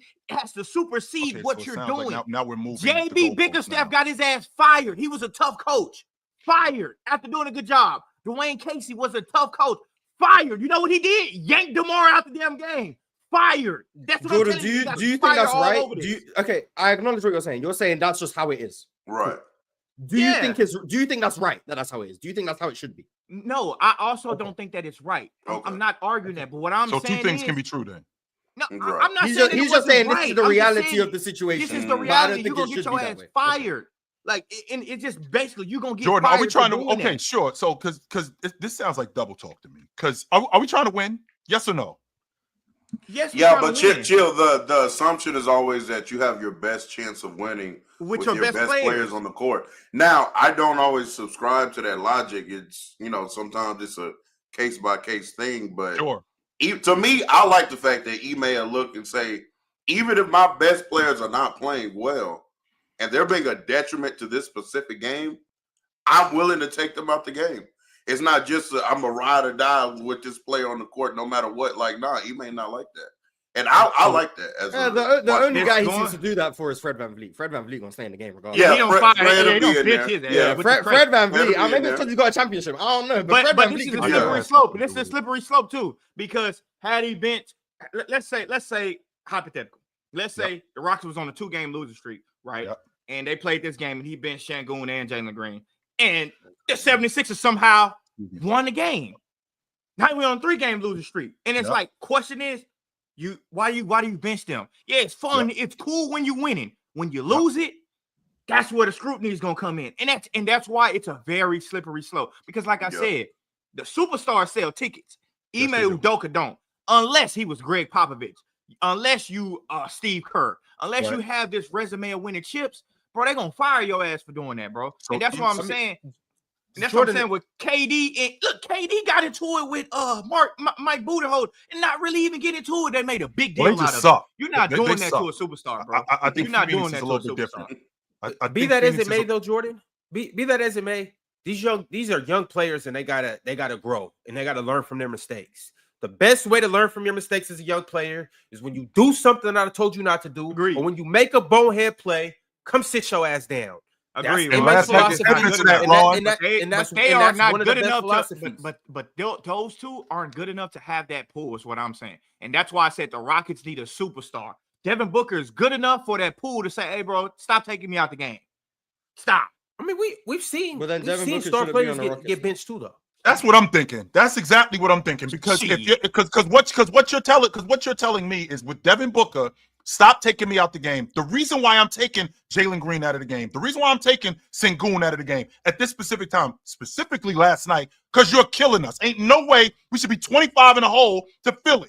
So let me see what I can get from these other guys. So if Devin Booker is playing the same way that them dudes was playing last night, come sit your ass on the bench and let's see if we can get somebody else in here that can get us back in the game. And when you're ready to play, what's gonna happen? The media, and when you're ready to play, then I'll get you. And when you're ready to play, then we'll get you back in the game. Which is what happened last night. The media gonna write a story. The media gonna write a story about some friction. It's gonna hit the news. There's friction between Devin Booker and Ime. And guess what's going to happen in the offseason? You think they're going to keep Ime or Devin Booker? Which one? Apparently, there's friction between Devin Booker and Mike Budenholzer. And they're going to fire Mike Budenholzer. Yeah, and they're going to fire Mike Budenholzer. And we're going to see how that works out for them because they suck with Mike Budenholzer. They're going to suck without him too. We'll see. I want to stay with Ime Udoka and Phoenix, or Ime Udoka and the Rockets. And I want to stop talking about hypotheticals. I just want to talk about this situation right here. Right. I believe what Ime Udoka is doing for this crew I think he's working wonders. And we also too, and here's the fact of the matter. Ime Udoka is a young coach. So obviously he hasn't won a championship yet, but he's only been coaching this is his third year? Third year? Assistant coach for a long ass time. This is third as a head coach. This is third year. It's only Ime third year. It's only his third year. It's been so long since his first year because it was in 22. In his 3-year sample size, Ime Udoka has been terrific. Go to the finals my first year. Last year, he turned the team around. This year, you guys are the second seed. He's done a phenomenal job. Mm-hmm. So from what we've seen with his philosophy of being a hard-ass coach, pulling people in and out. Has it worked, Ron? Has it worked? It's worked. Sounds like it's worked with JB Bickerstaff. I'm just talking about it didn't work in the pursuit of a championship for JB. It's actually wait. Hold on, Mars. Don't let him. Yeah, but the Rockets are still at like stage 2 of that pursuit. Right. What stage? If we get to what stage was stage 1 is tankathon. Stage 2 is we're out the dark days, and now we're trying to just build up our young players and get to a point where we're a playoff team. Right. Stage 3 will be we're trying to be a serious playoff team, like Western Conference Finals, second round, competing against like the championship contenders. Stage 4 is like, okay, we're a legitimate contender. We're a Boston, we're OKC, we're a Cleveland. The Rockets are in stage 2. Maybe Ime Udoka, maybe he's only a stage 1 through 3 coach. Maybe he is that type of coach where he can only get you to where you're a legitimate playoff contender, but you're not a championship contender. Maybe that's what he is. Or maybe he's a stage 1 through 4 coach. Who knows? I'm just saying maybe he is. We don't know. We don't know anything. But what we do know is for what Ime Udoka's been asked to do in Houston, he's done a really good job. I never said that he was not a great coach. I believe he's a great coach. I'm just telling you that tactic that us as fundamental basketball watchers, fundamental basketball players have grown up with this same tactic of the old school days of I will bench my best player. It sounds good, but the NBA is more of a business than it is about basketball. Maybe we don't. And that's why I'm saying you can only get so far with that mentality. Well, maybe we don't need superstars in Houston. Maybe what we're building, building right now, maybe what we're building right now, this is working and growing with these guys and Ime coaching these guys the way he's coaching them. Maybe that I don't know about it. I don't know if it's optimism more than we have a really good team and we got developing young stars who bought into the system that Ime Udoka is selling. And last time I checked, when you buy into a system that a coach is selling and it's working, it usually produces wins. This team is the 2nd seed in the Western Conference. Sure, Mars, I know that you guys aren't a serious championship contender today. I get that, and I won't argue that. But however, if we're moving forward with this group and how much better they're going to be next year, do I want to blow it up or do I want to add in a guy who, as a superstar, might do some things to disrupt this, like a Devin Booker, who won't defend and who won't play defense on a consistent basis, who may get into it with the coach when we don't have that right now and we're developing a championship team? Do I really want to add that to my crew right now? No, I don't. Here's also my thing too. I would add it to my crew though. Last night, here's the fact of the matter. Last night, you guys are losing to a Joel Embiid-less Philadelphia 76ers. If you take time to listen to everyone who's a Tyrese Maxey, who is better than James Harden-less 76ers. Paul George-less 76ers. Everybody's out. Chill, I'm not. Mars is right. I'm not going to go down the whole line. Okay, there you go. Because if you went down, that's like 12 players missing. And you're getting scorched by Quentin Grimes. That's no knock to Quentin Grimes, but you're getting scorched by Quentin Grimes. Mm-hmm. He bitched Sengun. You know what happened? But you know what happened? You know what happened? It actually worked out for the better. Mm-hmm. I'm not mad at that. Hold on, Jabari Smith Jr. plays 38 minutes, goes 11 for 17, 5 for 7 from 3. He has 30 points and 8 rebounds. I'm not a Rockets fan. I don't watch every game like Marsh claims to do. But was that his best game of the year? Was that from Bar? It might be his best game of the year. Hey, but listen, Ron, I think y'all are getting lost on what I said. I'm not. Jordan's just saying this wouldn't work with Reaves. Well, maybe we don't. He's saying he's going to have to win a chip to have job security with benching his best players. That's like what? That's like Taylor Jenkins saying, "You know what, Ja?" That's like Taylor Jenkins saying, "You know what, Ja? Sit your ass on the bench." So how do you feel about Charles Lee benching LaMelo? He gonna get his ass fired. He keep playing because like the last coach got his ass fired. You gonna get fired. Keep playing. Hey, LaMelo need to sit his young ass on the bench when he's throwing. Yeah, I feel like we're getting to a point where if that is the reality, I'm not arguing with Jordan saying it is the reality. If that is the reality, I think that's a problem. I think that's a problem. No, but it's a problem. But that's what happens when you give these players so much money. It's a bit. We always lose track because we hoop fans first. We're not a fan of the NBA as a business. We're a fan of NBA as hoops. I am. But you can't talk basketball, Jordan, if you don't understand how the money works. You can't do it. Yeah, but you're more of a basketball fan than you is a business. Because if you understand that, then you understand what I'm saying. I do understand. I 100. Dwayne Casey got fired, and he won Coach of the Year. Critical of benching DeMar DeRozan. Yes, he did. And they traded DeMar DeRozan after. Then they traded. I was going to say exactly. So that's what I'm trying to tell y'all. Like this is what it's about. And if you don't have the resume to stand on that, bro, this ain't the coaches league. This not the Euro League. If this was the Euro League, that would fly. They clap for the coaches in the Euro League. They get standing ovations. They boo the coaches out here. Fans really actively talking about. Fans actively want coaches fired here for nothing. You can win 30 games in a row. You lose bad in the playoffs. We want them fired. Fire. In the Euro League, no, it's not like that. Here, it's a players' league. You're gonna get your ass fired for doing that. The Rockets just don't have the personnel for anybody to care. Like nobody cares about benching Şengün. Like nobody cares about benching. Oh well, Jalen people Green. being mad about it on Twitter. I'll just say that as a member of the Rockets. So Twitter people do care then. Yes, they do. Even though the Rockets, I don't give a damn. Media is not real life. Social media is not real life. It's just I don't give a damn about benching Şengün or Jalen Green. Shit. If they deserve, I mean, me personally, I don't care about anyone. If you playing bad and you getting benched, I don't know what to tell you. That's just life. Şengün wasn't closing out to no threes. They were spreading the floor, playing small. He wasn't providing no rim protection, no perimeter defense. Yeah, go ahead and take him out. I didn't Jason Tate, who was playing like the best player of all time last night. I didn't Jabari Smith. He was hooping last night. Like it makes sense when Jalen Green doing nonsense. Take Jalen Green game. Like I don't need to see Jalen Green out there just throwing up nonsense, doing no playmaking, playing horrible defense. Like, we don't need to see that. Take him out of the game if you know. The problem with the Rockets is that works and you get wins and Ime looks like a hero, but the ceiling of the whole team is like I think you can't go nowhere with them without a designated superstar. And we don't even have a superstar I think you can develop into a superstar. So that's kind of my take. Hey, respect Amen Thompson, man. Respect. Oh, man. Amen Thompson, another one who gets that long leash, though. Amen can play like horribly. He's earned it. Like, Amen can play horribly, and he'll keep him in the game. I think Ime's biggest thing, and like when Ime came in, because I was here when Ime came in, the thing was accountability. Yeah, I was here. Yeah. I was here. Oh, okay. When Ime came in, the big thing about the Rockets was they had no accountability with Steven Silas. It was just they could do whatever they wanted. There was no consequence for guys like Jalen Green. Just play whatever. Don't learn from your mistakes. If you make a mistake, whatever, just keep hooping and just lose by 20. Ime Udoka comes in, accountability is preached. And then you see the development last year. Jalen Green was getting benched. Like I remember Jordan, you remember this. Like the first 2 months of last year, Jalen Green was like he barely closed any games. Like he was playing so badly.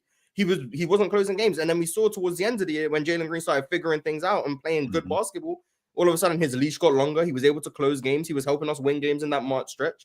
And then this year it was more of the same. Şengün's probably been victim to the benchings more than Jalen Green this year. But it all comes down to, are you doing the right things? Making or missing shots is cool, I think, with Ime Udoka. It's, are you taking the right shots? Are you playing defense? Are you doing things other than trying to score? When you're doing those things, if you're not scoring well, you'll stay in the game. Jalen Green this year has been a better defender, a way better playmaker. So he stayed in games more often than not. Şengün has improved defensively, but the games where he's not doing what he needs to do defensively, he'll come out the game. That's why I think Amen Thompson gets the leash he gets, because even when Amen, for the most part, when Amen's not doing what he needs to do offensively, you're going to get something back on defense. The only game I can remember where he wasn't good on defense or offense was that Brooklyn game where he turned the ball over at the end. That game, that was horrible. But more for the most part, he plays defense even if his offense ain't working. And as long as you're playing defense, he's probably going to keep you out there. He on that glass. He running the floor. He doing all the other things. He plays good basketball. So you're not. I do want to ask. I want to ask Jordan and Mars. I feel like Ime is messing up by starting Dillon Brooks. Like ever since Barry got back. Now I don't know if Barry's on a minutes restriction.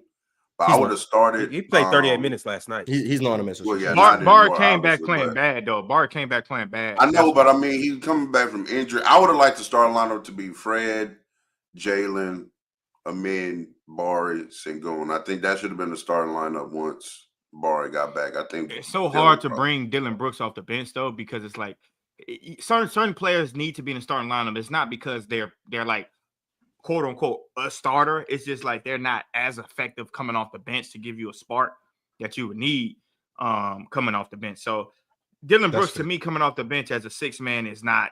He's a tone setter. You can't set the tone from the bench. Yeah, you can't exactly. So it's kind of like, keep him in the lineup. But I do agree that it's hard not to start Barry.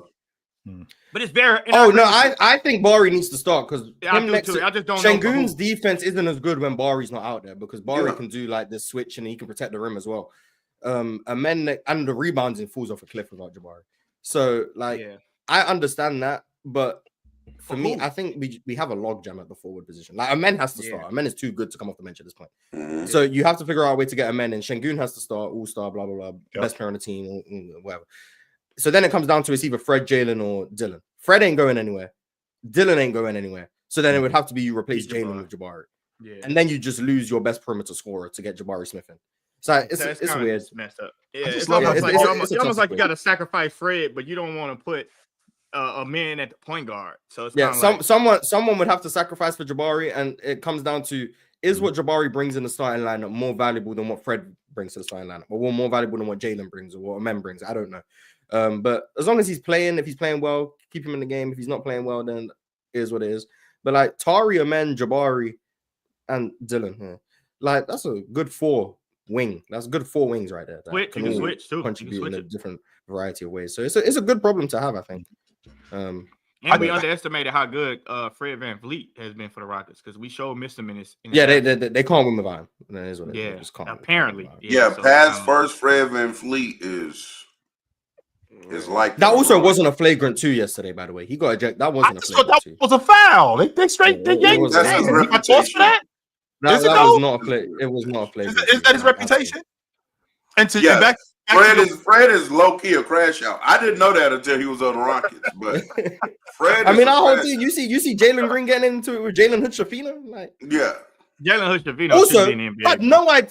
This is how long it's been since I watched the Philly game. Had no idea Jalen Hood-Schifino was on the Sixers. Me too. Barely hit 5. He should have hit that game winner on y'all too. With the jam. If the Rockets got game by Jalen Hood-Schifino, I seen him checking. I was like, he on the wasn't he a part of that Luka trade? And he was. He was on the Jazz and they waived him. He was on the Jazz and they waived him. Had no idea. Yeah. So shout out to but also shout out to the Sixers. You could tell how long it's been since I watched them. It's been also Mars. They needed players. They needed players, so they might have just scooped them up off the street. They might be renting them from what's that old DVD play from Blockbuster? They might be renting them from Blockbuster right now. Or Hollywood videos. You remember Hollywood videos? To be honest with you, I remember Hollywood videos, right? Jordan, to your point, when you talked about playing superstars because the GM may be looking at the money. Well, when you hire a guy like Coach Udoka, and as bad as they are, I'm confident that they had a conversation of how Coach Udoka was going to coach these guys. I'm confident that was going on. Now, to your point, when you get a superstar, the language is a little bit different, right? Yeah, because it ain't on paper, it wasn't real. Yes. But Jason Tatum said Ime is the best coach he's had. Right. So, and I think that's largely depends on the person. He got him young, no doubt about that. He got him a lot younger. But to your point, Coach Udoka is coaching a team that was at the bottom of the league. When they got him, I'm sure he had a conversation with the GM. This is what I'm going to do. This is how I'm going to coach these guys. And you already know that coming in. Now, when we get a superstar, now, am I going to back off of that? I'm not going to back off of that totally because I did coach a first-team All-Pro. I did coach another All-Pro in Jaylen Brown. I did coach All-Stars. So I might not back off of that totally, but I am going to still coach these guys hard. And I think that the GM understands that when he hires him. Now, I do understand your logic about the pressure coming from the public. I paid $250. I paid $300 to see Devin Booker. But we're trying to win also. I do understand the business of basketball. 100% I do. But Ime Udoka is looking at this from the aspect that I'm trying to keep my job too.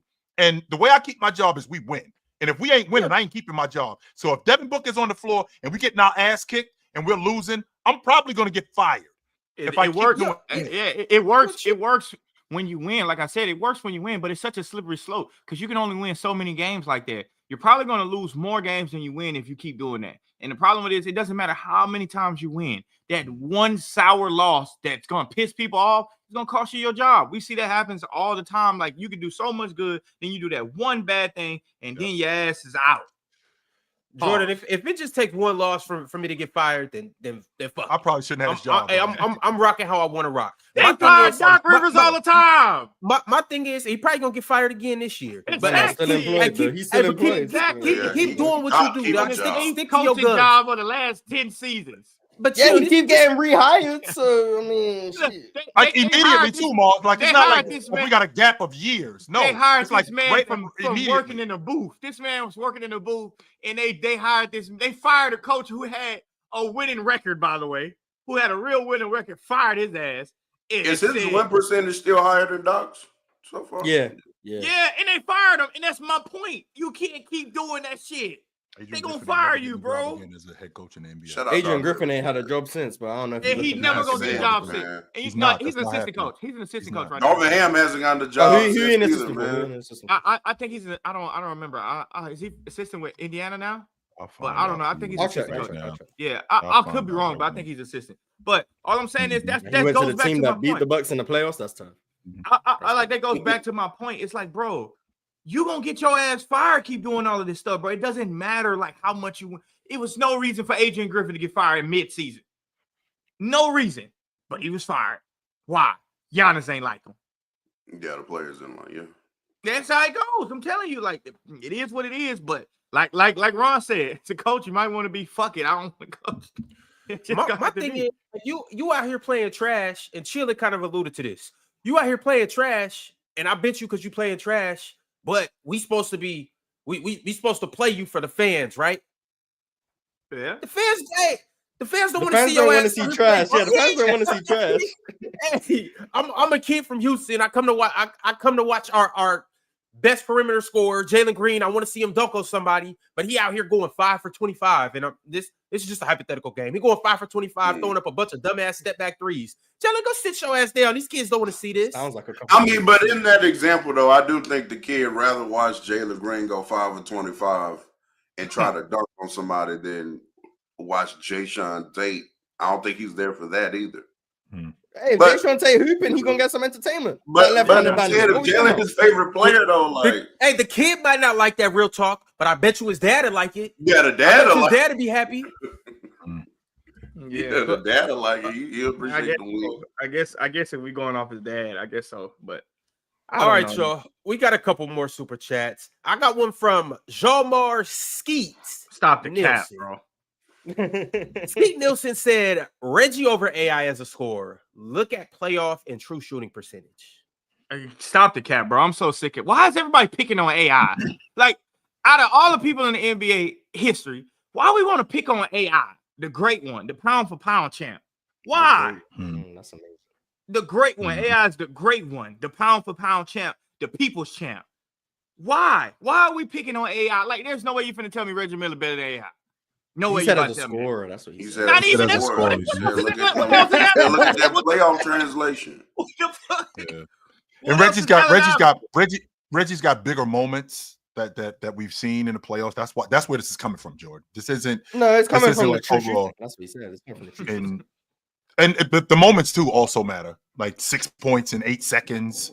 You know, stuff like that. 48 and 21 against the Lakers. You know. That's what I'm talking about. 25 in the third quarter against I think he saw 25 in the third quarter against the Knicks. I mean, he's had moments. So I mean, it's happened. I mean, Allen Iverson's done some pretty amazing things in the playoffs, though. It's not like Allen Iverson has just been he's been a good scorer. He's done some pretty amazing things. So I mean, it's easy to pick on Allen Iverson because of the quote unquote efficiency, but I mean, there hasn't been many better scorers than Allen Iverson. And I don't like when they even talk about the efficiency of Allen Iverson because it's like, bro, if you understand the shit he had on his team, you would understand why he did what he did. Yeah. It's not like he was just out there just chucking. He was trying to win. That's number one. And like the players didn't have the ability to fend for themselves. He wasn't out there chucking. No, I don't think he was out there chucking. I think he was taking. I think he was taking shots. I think he was taking shots for his team to win the game because nobody else in their team could win those games. No, I would rather. What you're saying is the reason why he was chucking. And granted, I agree. But because in the game he was chucking. But he was chucking. But that's like but I understand that. But I'm saying it's like I would much rather Allen Iverson take a shot than give the ball to Eric Snow or Aaron McKee or Dikembe Mutombo in the post who can't even get a valuable shot off. Like some of the shit that they did with Mutombo was forced as hell too. And Mutombo said he wanted a bigger role, and it's like, bro, you really stink on offense, bro. You don't need no bigger role. Aaron McKee really stunk on offense. So did Eric Snow, really stunk on offense. So did what was the other one? Was it Ratliff? Stunk on offense. What? Theo Ratliff, yeah. The other wing. What was the other small forward? Jermaine Jones. Stuck on offense. Like it's like, bro, AI George is trying Lynch, his best. guys like that. AI is trying his best to win games, and it's like we talk about efficiency. Somebody said in a debate, I think that was Duke. Duke said about how everybody expects everybody to be super efficient, and it's like, dude, that's not the reality of basketball when it comes down to can we win the game. Tyrone Hill is the name, by the way, but can we win the game? You have to have a guy who gives you the best chance to win the game, and I'm saying it because I know this as a coach. As much as you want to be optimistic about certain players, especially as fans get in their head that this player can do that, this player can do that. As optimistic as you want to be as a coach, you don't know how frustrating it is to watch a player miss open shots, and you're like, this motherfucker open. You can be mad about it all you want, but the thing you better do the fastest is come to the conclusion that this player is not as good as you think. The faster you realize that, the faster you realize, I don't want him shooting them shots. AI, shoot him. Shoot him. Take us home, AI. And that's what he did. So you can't fault him for doing that because they got to the finals. You can't. It is what it is. All right, y'all. I got another super chat from Masinko G. He said, Jokic sitting out for me ain't even matter in fantasy. Quentin Grimes gave me 104 points. Where do you guys see Ty Jerome signing this offseason? I think he'll have nice suitors. I think he'll be right back in Cleveland. I think he should be right back in Cleveland too. I don't think he's going anywhere. I think he'll be right back in Cleveland next season. Yeah, I think that's the best place for him. It might get a little tricky because of the money. I mean, they maxed out Mobley. They just signed Donovan Mitchell to an extension. Darius Garland is maxed out. Everybody got signed back. Jared Allen got signed back. So it might be a little bit tricky in terms of the money. If the money works, I think he'll be right back in. I think he'll be right back in Cleveland. But another suitor in terms of a good team, I like him in Atlanta. I really like him in Atlanta, playing with Trey and with that collection of talent. I do like him in Atlanta. I just think that if the money can be similar, then you should stay in the place where you found the most success. And he hasn't been this good on any other team in his career.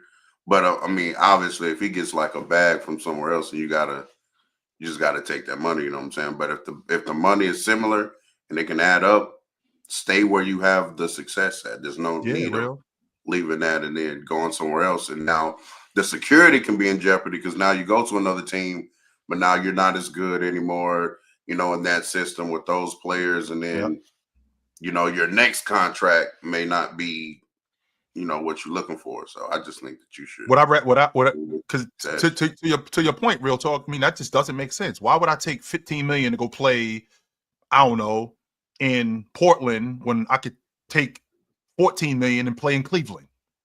Why am I doing that? I mean, yeah, it's $1 million. It's $1 million more. Yeah, but you think about bonuses and you think about how much better we're going to be. You think about playoff money. I mean, that stuff matters. That 100% matters. I would much rather, especially if the money is the same, there's no reason for me to move on unless I just don't want to live in Cleveland anymore. Or I don't want to live in Minnesota anymore. I think that's the only difference. All right, y'all. MTEL22 also became a member today. Y'all know MTEL. And speaking of which, you know, Jordan had just brought up the debates. So let's go ahead and talk about them, y'all. Let's talk about the PCL here for a second and what we're looking at today. Now, all three of you guys up here have had you guys' debate so far. You guys have battled, and chances are you guys might be moving on to the next round. Real talk, we'll talk about your matchup here in a second. But I just want to let everybody know what's going on today, March 18th at 7 p.m. Eastern time. We got Morris versus Matthew Elliott. At 7:30, we got Gifted versus Renegade. And at 8 p.m. Eastern time, we got SB Talk Sports versus Ryan from the chat. And y'all, after these matchups, we'll be on Playback tonight at 7 p.m. Eastern time, watching the Bucks hand it to the Warriors. And that's going to be that. So not only should you guys pull up to the PCL, but you guys should pull up to Playback after the PCL for the after party. Salute the Playback. The PCL is brought to you by Playback. Fellas, are you guys looking forward to today's slate? Yeah. I just want to say one thing too, though, since we on the subject of debates.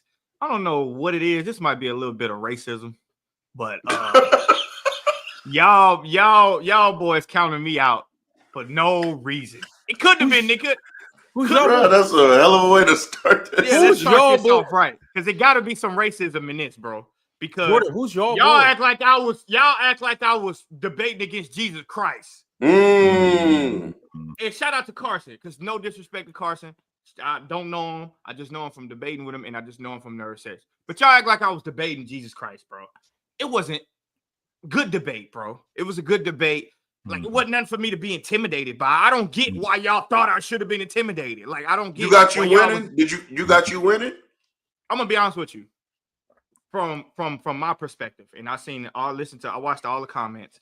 From my perspective, the round one can go either way if you want to. I feel like I won, but at worst, I think I won 2-1. At worst. That's all I'm saying. At worst. Best, 3-0 for sure. Jordan, I just want to make it clear. It wasn't about Carson being Jesus Christ. It's just about how bad I thought you were gonna be. Like that's really what it was.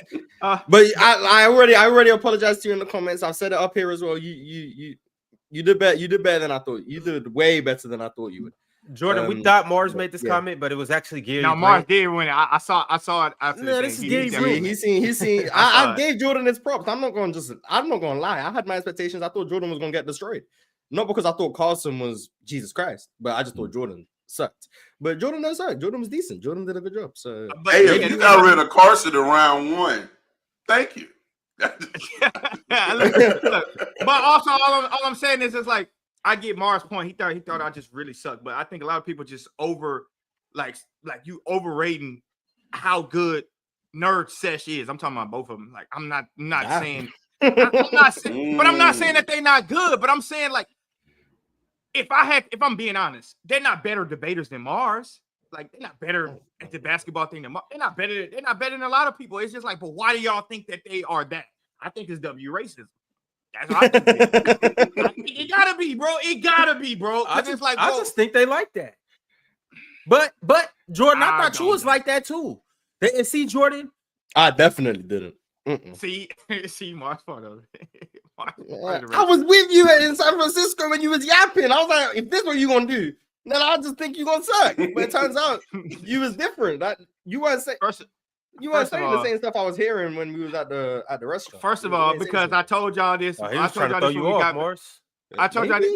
this when we got to San Francisco. This is what happens when you let me debate without interruptions. Swiper does it a lot. He tried to tell you when you get to get your stuff off. Chill tried to do it earlier. Mars had to tell him, like that's not what he's saying. It's like, bro, y'all want to argue something that I'm not even talking about, that I didn't even bring up. I listen to you a lot more than you think, Jordan. I listen to you a lot more than you think, Jordan. Yes, I do. Yeah, so I'm like, bro, that's the thing. Like, if we can go a debate where you let me get my point off and I tell you exactly what I'm saying, then you wouldn't have that opinion. That's how it went down. But all I'm saying is shout out to Carson. I think he did a good job. So your version of the racism is saying that the white people listen. No, that's not what the black people you listen to. No, hell no, that's not what the black people you talking to. Listen. That's what that's not what I'm saying. No, I got you. I'm saying y'all was like, oh, he gonna win because Carson from Nerd Sesh is the god. Yeah. I'm like, yo, bro, I heard them talk ball before. They're not talking nothing. They're not talking nothing different. So Jordan, what would this mean if you lose? Jordan, wait a second. Yeah, they better than Swiper. But if I lose, I mean, shout out to Carson. I think you can go either way. I'm not saying I smoked him. I'm not saying Carson is a bad debater. I think he's a good debater. I'm just saying you good. You just think you good. I just think I'm on that level too. Like I don't get how people was like even the disingenuous. Oh, good, not bad for Jordan. Like what? Huh? The backhanded compliment. Yeah, like what? So it's like I just don't get that. But if y'all want to go off what Mars is saying, totally fine. But I just that's the thing. That's the thing, Jordan. First of all, shout out Nerd Sesh. Y'all know I'll trip off them dudes. Like I'm fans of them dudes. I'm not even gonna pretend like I'm not. But y'all need to put some respect on Frenchie though. My thing is, I did. I tried to tell y'all from the first get-go. Y'all better stop playing. When I do that for Mike, apparently I'm the bad guy. But that's crazy, Mars. And Mars, see, the thing is, Mars, they look at you as the authority on who can debate and who can't debate. They look at you like, well, Mars said that this, so we're gonna expect that. Like Mars, bro. I'm not. I'm not talking about you. Everyone seemed to disagree with me about Mike. This isn't a shot at you, Mars. This is a shot to the people. Mars is not an authority on who can and who cannot debate. That's a fact. Mars ain't the only dude in the group that can sing. It's other dudes in the group that can sing. But he's the only dude in the group. He's the only dude in the group that got a belt. He got them. Hey, Mars got them vocals. Mars got them vocals. Don't get me wrong. That's the point. The only one in the group who can sing though, and that's the problem. Ox, I got a question for you. Like for all y'all like Nerd Sesh based on the content that they make, right? No. That's the thing, Jordan. So when they first came around, Jordan, I hadn't really checked out their content. I had seen little clips, so I thought just based on the name and just based on some of the clips, I was like, it's gonna be when they came up here, them dudes was talking all. No, I know they talk real hoops, but I'm just saying a lot of people like them for the content that they make. What about the content that I make? I think I'm one of the best on the net. That's all I'm saying. Yeah, Drench. Clearly not. Drench. Do I not? Clearly not. Hey, talk that shit. My thing is Jordan. My thing is Jordan. To keep it real, I'll be so busy, bro. I don't really get to check out everybody's content like that. Like I'll try to watch. I'm not directing that at you though. I'm not directing that because you did say that. You did say what you said, but I'm just saying like. That's why I think it's W racism because it's like, yo, you like their content. Wait, why is it W racism? Maybe it's just W content. Maybe it's W content. You like their content. What about my content? I got millions of views too. Double L. What are we doing? I think I'm one of the best at what I do on the net. 12.5%. Yeah, that is what it is. It's the Drench man, not the French man. Now let's talk now. That's all I'm saying. So. I just wanted to like I was looking at the chat and I'm just like all week I kept saying y'all underestimating me. But you know what? Like I said, I think I won 2-1. You can give whatever rounds you want to give, but I think I won 2-1. I think I did a good job of following all the rules, by the way, because the entertainment value was lost. Not everybody had entertainment value. I did. That's all I'm saying. Because the whole bar of the LLL and LeBron put the L in Lakers. Come on, dog. They're dropping bars. I'm dropping bars, dog. Come on now. That's all I'm saying. Like the entertainment value is there. You got to follow all the rules. You got to follow all the rules. I follow all the rules. So that is what it is. All right, real talk. Talk to us about you and Mustard. How did you feel about fraudulent debate? Oh my god! Here goes Mars trying to sway the crowd with his opinion again. Look, anything. They don't have a I do think that I won that one 2-1. I do think that my best perimeter defender argument got lost in translation, but it is what it is. I'll take that L, but definitely smoked them in the LeBron, Tatum, and the Knicks Nuggets rounds for sure. No question about it. I just can't believe Real Talk came in. First thing he started doing is reading off a bunch of stats. I was like, okay, this guy is because look. He ain't saying nothing I'm like LeBron shoots 74% at the rim and 41%. No, it'd be like 74.3%, 88.7%. Sometimes you gotta get to the numbers. Bro, he went straight to him. I do know that majority, for me, in my interpretation, is that is going to work more often than not for the PC chat and the PC game. Now, maybe I could be wrong. But I'm just saying, maybe to me, I think that's going to work more times than not. But I mean, I don't really talk basketball like that. Anybody that knows me knows I don't really talk basketball like that. And so if we can switch, I'm showing that I can, I can grill. You know what I'm saying? I can fry. I can saute. You know what I'm saying? It's a whole bunch of different ways. You can't barbecue though. No, I can't barbecue. You from Houston and can't barbecue. Nah, I can't barbecue. Throw a little something on the grill. You know what I'm saying? But hey, real talk. What part of Houston you from? Southwest. Bet. Yeah, A-Leaf area. So for sure. You know what I'm saying? For sure. I'm from all over, so I'm familiar with everything. Okay. But I'm Northeast Houston for sure. I'm East Side, but it is. Okay. You guys are complete opposite sides of the. Yeah, we 45 minutes away from each other, but we still in Houston. In the same city, exactly. That's a fact. I'm not even lying. I'm dead ass serious. He 45. No, for real. But he in Houston. Houston is huge, bro. You can drive 45 minutes and still be in Houston. Facts. Yeah. 50. Well, that's most major cities in America, but Houston is huge, though. Houston is huge. Still. Yeah. But I think we've had some pretty good days. I'm excited about today. Mars, you go first today? Yeah, I'll go first. They had to have some respect for my time, different continent and stuff.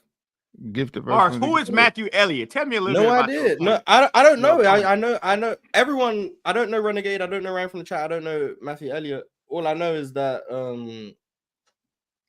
I'd be more worried about going up against a wild card than I would be against going up against the people I know. Because the wild card, you don't know what to expect. Like they could just genuinely just be like really good at this, and they just hadn't had the platform or whatever. So it's more. I think that's why I'm more nervous about wildcards. Yeah, because if I was a wildcard, I would have won the first PCL. Like, it's just stuff happens. But, so, like, yeah, I think me going up against like a Matthew Elliott, like he could be a Jack Coty, and then if that's the case, it's free eats. But he could just be really good, and then it's like, oh, I lost in the first round. So, not that I'm nervous. It's just that like I'm aware of the fact that I could lose in round 1. And then all my jokes about how everyone else sucked is gonna be like, damn, now everyone gonna make jokes about me. It's like, nah, then I suck now. GG's. So we'll see. But I mean, I think I'm the favorite, but I think I'd be the favorite in most rounds. So you guys, I genuinely don't think we've had a bad debate so far. Okay. I really don't. I think they've all been entertaining, and I think they've all been. Ron, I think they've all been close. I don't think nobody. I don't think nobody's got just blown out the water. No, I do think some people might have lost 3-0, but I do think the other person came to ball though. Do you think there's been any upsets? There's been any upsets? Yeah, you think there's been any upsets?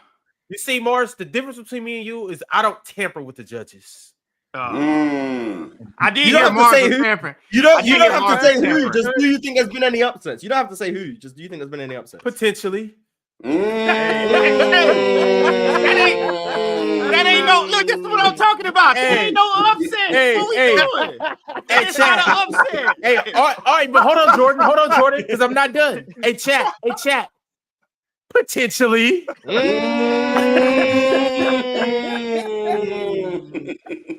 Jordan said, yo, I was second team All-American. Y'all talk about this dude just because he played a year. Like, yo, what we talking about? I ain't even tripping. I ain't even talking about Ron putting me on the big screen. I just told you. I pulled away late. That's all it was. I thought I was going to win by 25. I pulled away late. I ended up winning by like 8 or 9. Chill, I will say I heard your debate. And I heard Mars give you critique on your debate. I do think you won, Chill. But I definitely disagree with you on that the route you took with the Maxi and Hard thing. You definitely took the wrong route.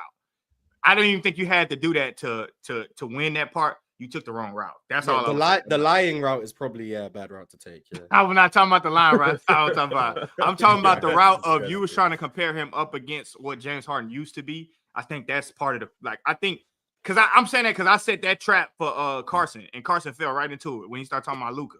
And I was like, I couldn't wait. I could not wait. So it's like you got. I do think you won though. I think you won. That's why I think you won that LeBron round, Jordan. Yeah, I think you did a good job of that LeBron top 5 round. Even though I don't know if I think LeBron's top 5, but I think you made. That's fine. I don't know. You definitely made the better argument in that round. It's funny how LeBron is still winning people debates in year 22. Jordan, I don't think you dug in enough about how LeBron's outplayed Luka since Luka came for the Lakers. That's what would have been my main focal point. Yeah, I did. You did a little bit, but I would have been harping in on that point. Like you played Luka's top 5, but LeBron has been playing much better than Luka since they got on the Lakers. But I've seen him firsthand. But I had to get this off. I had to get him. I did it like a lawyer. I had to get him to name me his top 5. And when I told him not to put Luka in there, he had no choice but to throw some bullshit. And then he said Jalen Brunson. And I was like, checkmate, because I just knew if he couldn't put Luka, who else would he put? It would have to be something. He wasn't gonna say Donovan Mitchell. He just wasn't. So I just knew like that was a checkmate. That's why I think you won, because when he said that you got to be able to play like all 82 games and a playoff run, and then he says Luka's top 5, and Luka's been injured in and out of the lineup all year, and he hasn't played at that level this year. Yeah, I was like, you might be losing. You might be losing that one right there. Yeah, and then he said Jalen Brunson. It was like, that was bad. Yeah. I thought I set a good trap in the first round too with the Donovan Clingan by giving him. I told him everything he was gonna say, and I knew he was gonna over exaggerate Clingan on offense. I just knew exactly he was gonna do that. He started talking about the screening and how he roll hard and all of that stuff, and I'm like, yeah, that's fluff. That ain't got nothing to do with all of that. You said John McCain could be Paul George. Shit happens, but I'm just saying that's his ceiling. That's his ceiling. Like when I'm talking about ceiling, I'm talking about I didn't say he's gonna get that. That's a ceiling. Like I said, his ceiling can be Darius Garland. I didn't say he's gonna be that, but that's his ceiling. That was funny to me. Clingan ceiling ain't as high as people think it is. But I do think he's a hell of a defensive player. He doesn't have a high ceiling. Better rim protector than Mitchell Robinson, right? He does have a high potential to do that. You know, I'm gonna give you that. Me and Mars not debating, by the way, but that's what Mars wants to do. So it's cool. I'm good. I was just making sure we're on the same page. Yeah, Jordan, and I seen what you did with that whole comparing Klingon at his best to Rudy Gobert. You know how much people hate Rudy. I see what you try to do right there. It's all about. I read the rules. It said entertainment value was a part of it, so I had to read the rules. Talked about logic and statistics. I used both. So all right, you did good. You did good. All right, y'all. Make sure you pull up to the after party once again on Playback tonight. We got the Bucks and we got the Warriors. Well, we lost him. We lost him. Hey, just like Ox said it like a plane. Hey, we lost him. There you go, Ron. Welcome back. I'm back. Yeah, you back now. Yeah, Big Ox, you gonna be there tonight? No. Yeah, you're not gonna be on Playback tonight? Yeah. No. You heard him the first stop? Jordan, you gonna be there? I can be. Oh, of course. Okay. I can be. Is Ox supposed to be there? Let me look at the schedule. Yes. I don't think I was supposed to be. Yes. This nigga is No, Ron, I'll pull up my messages right now with you. I'll show the world. Don't. All right. Hey, we'll show the world. That's crazy. We'll talk offline. But either way it goes, we're gonna have a good ass time tonight on Playback. Mm-hmm. But speaking of Ox, does anybody want to talk about Ox versus Matty Ice? We have seemed to not talk about that. Oh, it was supposed to be you, Ox, but I mean I can take a spot if you need me. What's there to talk about, Ron? Mm-hmm. I think Ox. That was the best I'd seen Ox look in the debate setting. I think he did a good job in that Wemby AD one of like holding Matty to trying to make arguments that I don't think Matty was comfortable making, but like he implied things that I don't think he was aware of his implications, and Ox held on to that. And I think you did a good job, Ox. I was pleasantly surprised. I thought you I think I had you winning that round. I think, or maybe I had you losing. I can't remember. But actually, definitely won that round. I'm talking when I did my bracket. Oh, okay. No, you didn't. You had Matty. I think I had you losing. Yeah, I was wrong. So my bracket. Did you know who Matty Ice was before you started, Ox? Yeah, we Matty put up before, but I never really, I've only been on with Matty a couple of times, so I wasn't sure he was going to come out. I think Matty did pretty good, but I'm just going back to my old ways, Jordan. I ain't trying to impress nobody with all that basketball shit no more. We just talking ball. Yeah, we just talk hoop. If you don't vote for me, you don't vote for me. But I cannot jeopardize my integrity at all. I'm talking basketball, straight up, win or lose.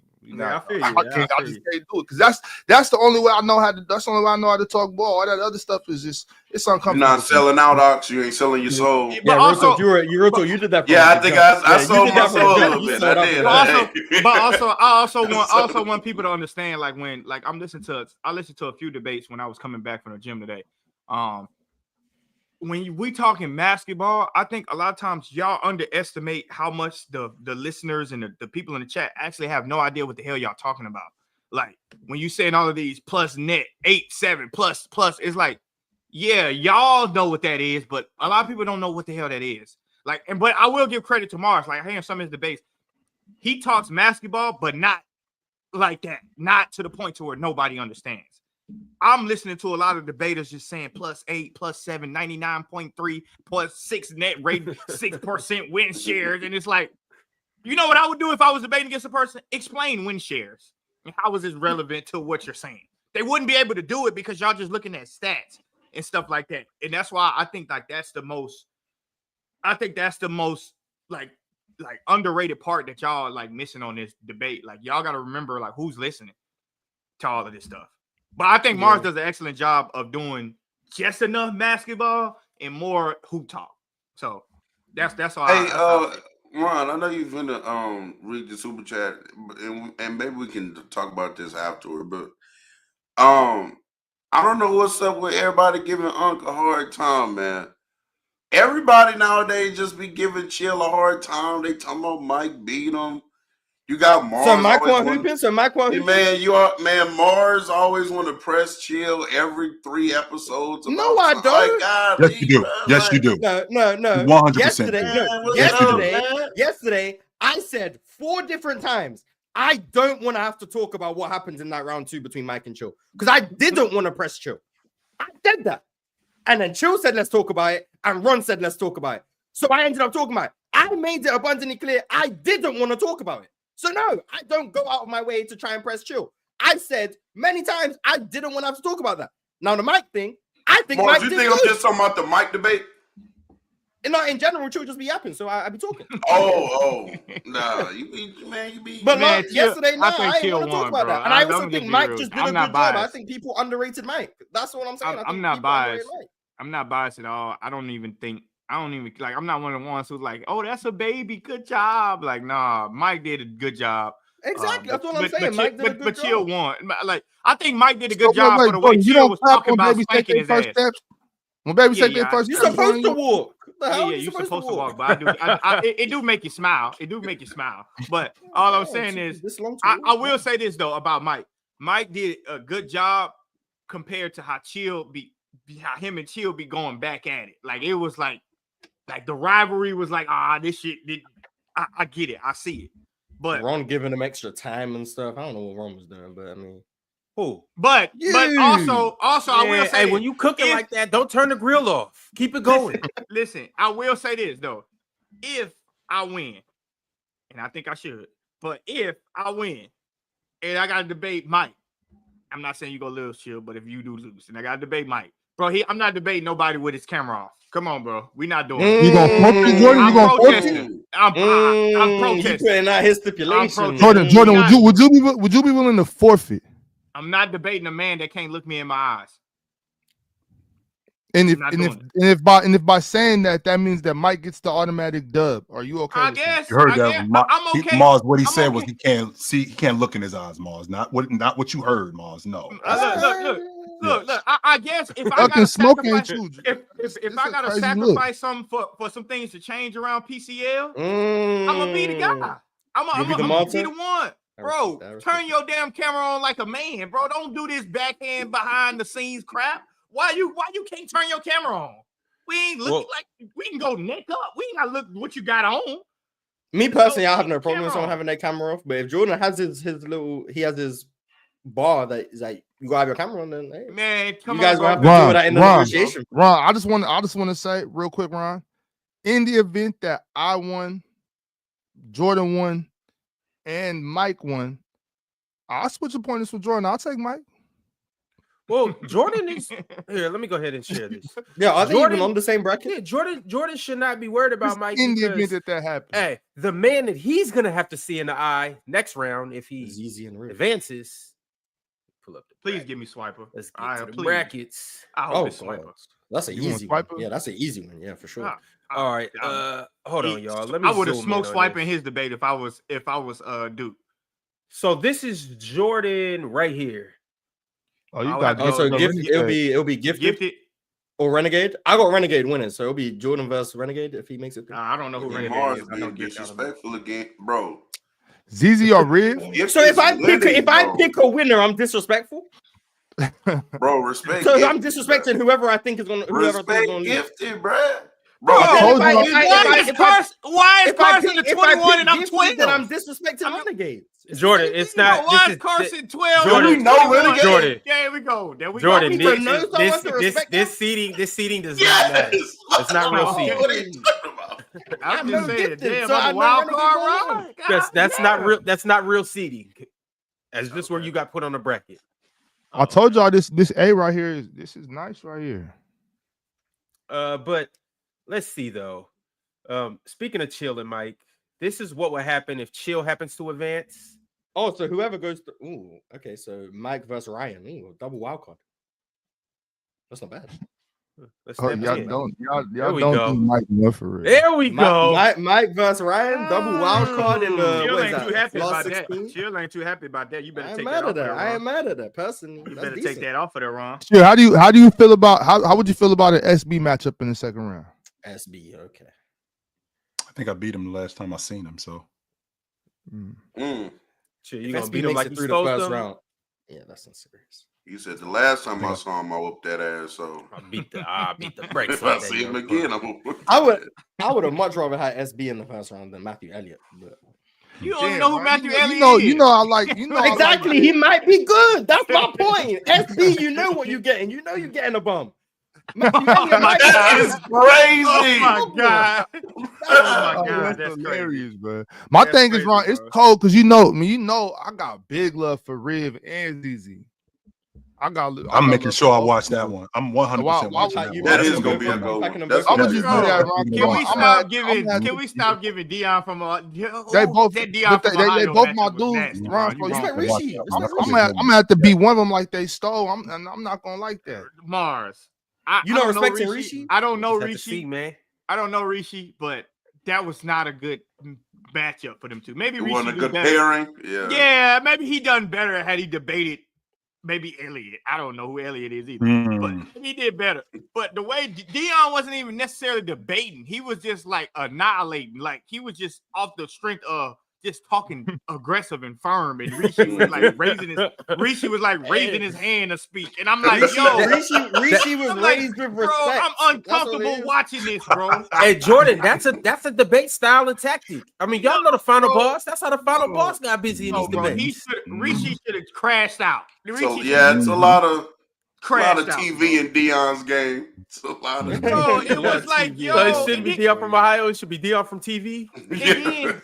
And then at the end, for him to double down on, yeah, I'm tired of this friendly shit. I'm like, dog, like, yo, bro, that was just so uncomfortable to watch. Like, was there actual point? He was trying to bring the ruckus. That's what. Well, that's who Ox is. Ox wants the ruckus, but Ox double talks me too because Ox wants you to bring the ruckus, but Ox also wants you to be friendly, and it's just good competition. Meanwhile, punch you in the nose and break your, break your nose, break your nose. It was like Rishi was like, Ron, can I go? I said have fun, chill. I think ain't nothing wrong with a friendly fade. We could do that. Ain't no such thing as a friendly fade. Yo, we step in the ring, I'm kicking your ass. Yeah, but that's what I'm saying. But I'm doing that from a good place. So that's what I'm saying. Like I felt Dion. The only thing is I just didn't like the messenger. Like Dion talking like a big dog. Like you a chihuahua. Exactly. Let's chill out on that. Let's chill out on that. And Rishi let him. Rishi was like, Ron, we can relax is it my turn, Ron? Ron, can I go? Hold on, wait. Let me see who Dion got next. Y'all talking all that big talk. Let me see who Dion. Why are we assuming that Rishi didn't make it? Did he win? Yeah, that's one we know we can assume. Ron, are you revealing results? I don't know. I'm saying no because we just seen who Jordan would have next if he won. We seen who Chill would have next if he won. We even seen who Mike would have next if he won. I'm just seeing if Dion does indeed advance. Who's my part of the bracket? What's my part of the bracket? Hold on, let me throw it back up here. Why are you assuming you made it through? I think real talk. I think he I'm fairly confident you made it through. I'm fairly confident. No. Oh, so if I do beat Matthew, I've got a bye in the next round. Okay, that's cool. That's cool. Respect King Capers and Cowboy Bob. Oh, they're respected. I got a bye in the next round for sure. But yeah, if Dion hit it, John D.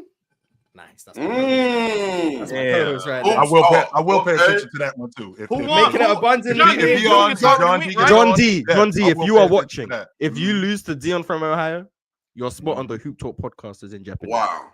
Wow. Are you gonna invite Dion from Ohio on there? Mars moving like Suge Knight right now. Putting out there, John D. So just letting you know. If you answer Jordan's question. Are they competing for the co-host spot in round 2? Hey, because I don't know, Mars. Dion might I don't know. Wait, because if it's good enough to take, if it's good enough to take the job from John, then it should be good enough to give the John to Dion. Hey, Mars. I wouldn't do that if I was just when the time comes. We'll address that when the time comes. Okay. I'm confident John D will do what he needs to do and win that. You're not gonna answer the question, Mars? We'll cross that bridge when the time comes. Dion gonna be on that off the record. Telling Mark, tell me off the record, Mars. Cut your goddamn. We'll see. We can talk. Cut your goddamn mic down, Mars. I'm talking. That's how it's gonna feel. He came in the third round on the first topic and said, I'm gonna go. You just be quiet and listen. Yeah. I would have crashed out. Hey Jordan, I'm going right now. Stop talking. Wait, what? That's how he was doing. I would have crashed out. Okay, no, we're not. I would have made the whole PCL get off air. That's how bad I would have crashed. Y'all need to respect Dion's dominance. I would have got y'all demonetized. Boy, he is the 2000 Shaq of the PCL. Y'all need to respect that. All right, the Diesel is here. Funny. Dion the Diesel. Who did Dion lose to last year? He lost in the Final Four. Did he lose? No, to he lost Hayes? in the Elite Eight. He lost Did he lose to Hayes? He lost to Hayes. Hayes. Oh yeah, he did lose to Hayes. He did lose to Hayes. Yeah, he lost to Because Hayes. Hayes said Hayes was like, why the hell they making Dion sorry ass debate like he good at this shit? That's Yeah, what he said did. on He did Playback. lose to Hayes. Yeah, he did. He said that on Playback. I don't know Dion, but I'm just saying. I just thought that was crazy, bro. I was uncomfortable watching that shit, man. Like, you know how you be embarrassed for somebody? I'm like, bro.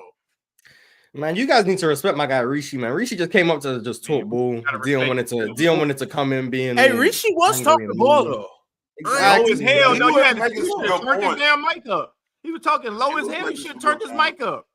Dion was like at the end, like, I ain't. He in a different country. You gotta factor in the time difference, man. You gotta factor in the time difference. It might have been late as hell where Rishi at. Like, you gotta factor that in. Shit, it was too late for him to survive that shit. Man, Y'all think Richie soft whole time? It's just 3 a.m. where the whole time he's gonna be respectful. Yelling. I would have woke everybody up in my motherfucking house before I let Dion do me like that. That's what you gotta factor in. Like, you gotta factor in. If Rishi's from the part of the world where I think he's from, it was like 4 a.m. when he was debating. Like, he was trying to make it work. Boy, I would have had every light on in that motherfucker. Boy, I would have crashed out, bro. It's no way you let him do that. It wasn't even about the debate no more. That's how much he did it. Every time Dion went, Playback, it was like 5 something about Rishi. Rishi just came in with a disadvantage. He was having to get up at 5 a.m. to debate. Like, come on, man. Bro, Rishi should have used some props or something. He should have pulled up with a tiger on his ass. He should have pulled up with a chopper. Boy, that's what he should have did. Boy. All right, so bro, all right, so everything that Dion said when he started his round was to demean Rishi. He started off the round demeaning him. Like he said, hey, I'm gonna go real quick. You shut your ass up and listen. Like, that's basically what he said. All right, well, we obviously had Swiper versus Duke did it. And then we had Real Talk versus Mustard. Real Talk, so if you do happen to advance, you will be going against Swiper or Duke did it. We need that Jokic topic. Like, we need it. We do need that. We need that Jokic topic. Need it. Yeah, I thought Swiper won that. I thought Duke. Somebody said I think Duke did good. I think you can see Duke was prepared, and I don't know why people have a problem with people having notes. Like, I don't know. There's nothing wrong with having notes. I don't get why. Yeah, it's a debate. Yeah, I don't see the problem with that. But you could see once. Oh, Duke so now notes is cool. I never had a problem with notes. I never had a problem with notes. Yo, chill. Yo, real talk. Y'all hear this? I never had a problem with notes. Hey, I don't know the backstory. Did Mars have a problem with notes? No, I never had a problem with notes. It wasn't necessarily Mars, but my thing is this though, Jordan. So I'm trying to play basketball. I'm trying to come with some stats. I got all my stats together. I'm listening down. They talking about, oh, you reading the script. Oh, he brought notes to a debate. You can't bring notes to a debate. I'm like, I thought we were supposed to do the professional thing and be prepared. But now notes is cool. All right, Mars. All right. I never had a problem when you did it. But you ain't have my back though, Mars. I never have a problem when you did it. But you ain't stand up for me though. I was standing by myself. For anyone other than Mike.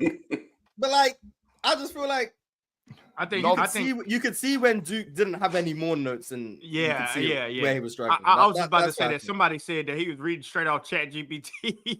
but I ain't saying I will say Duke did good. I just think that he needs to people, and I'm giving away Swiper because Swiper threw me on the bus, so I'm throwing his ass on the bus too. People need to push back on Swiper when he bring up stats. When you debating Swiper, don't let him just get a stat off because it's only gonna be that person's stats. He's gonna say he's the best in the league. He shoots like he did on Playback. He has 11.9 drives. He's one of the best guard drivers in the league. Then I say, what is the rest of the guard drivers? He's gonna keep going. Keep going. One of the best in the league compared to what? One of the best in the league compared to what? He should have did a lot of pushing back on that. And that's why I think like he just let Swiper get some stuff off that he didn't have to get. But hey, Brax, we need you to take care of Pirate.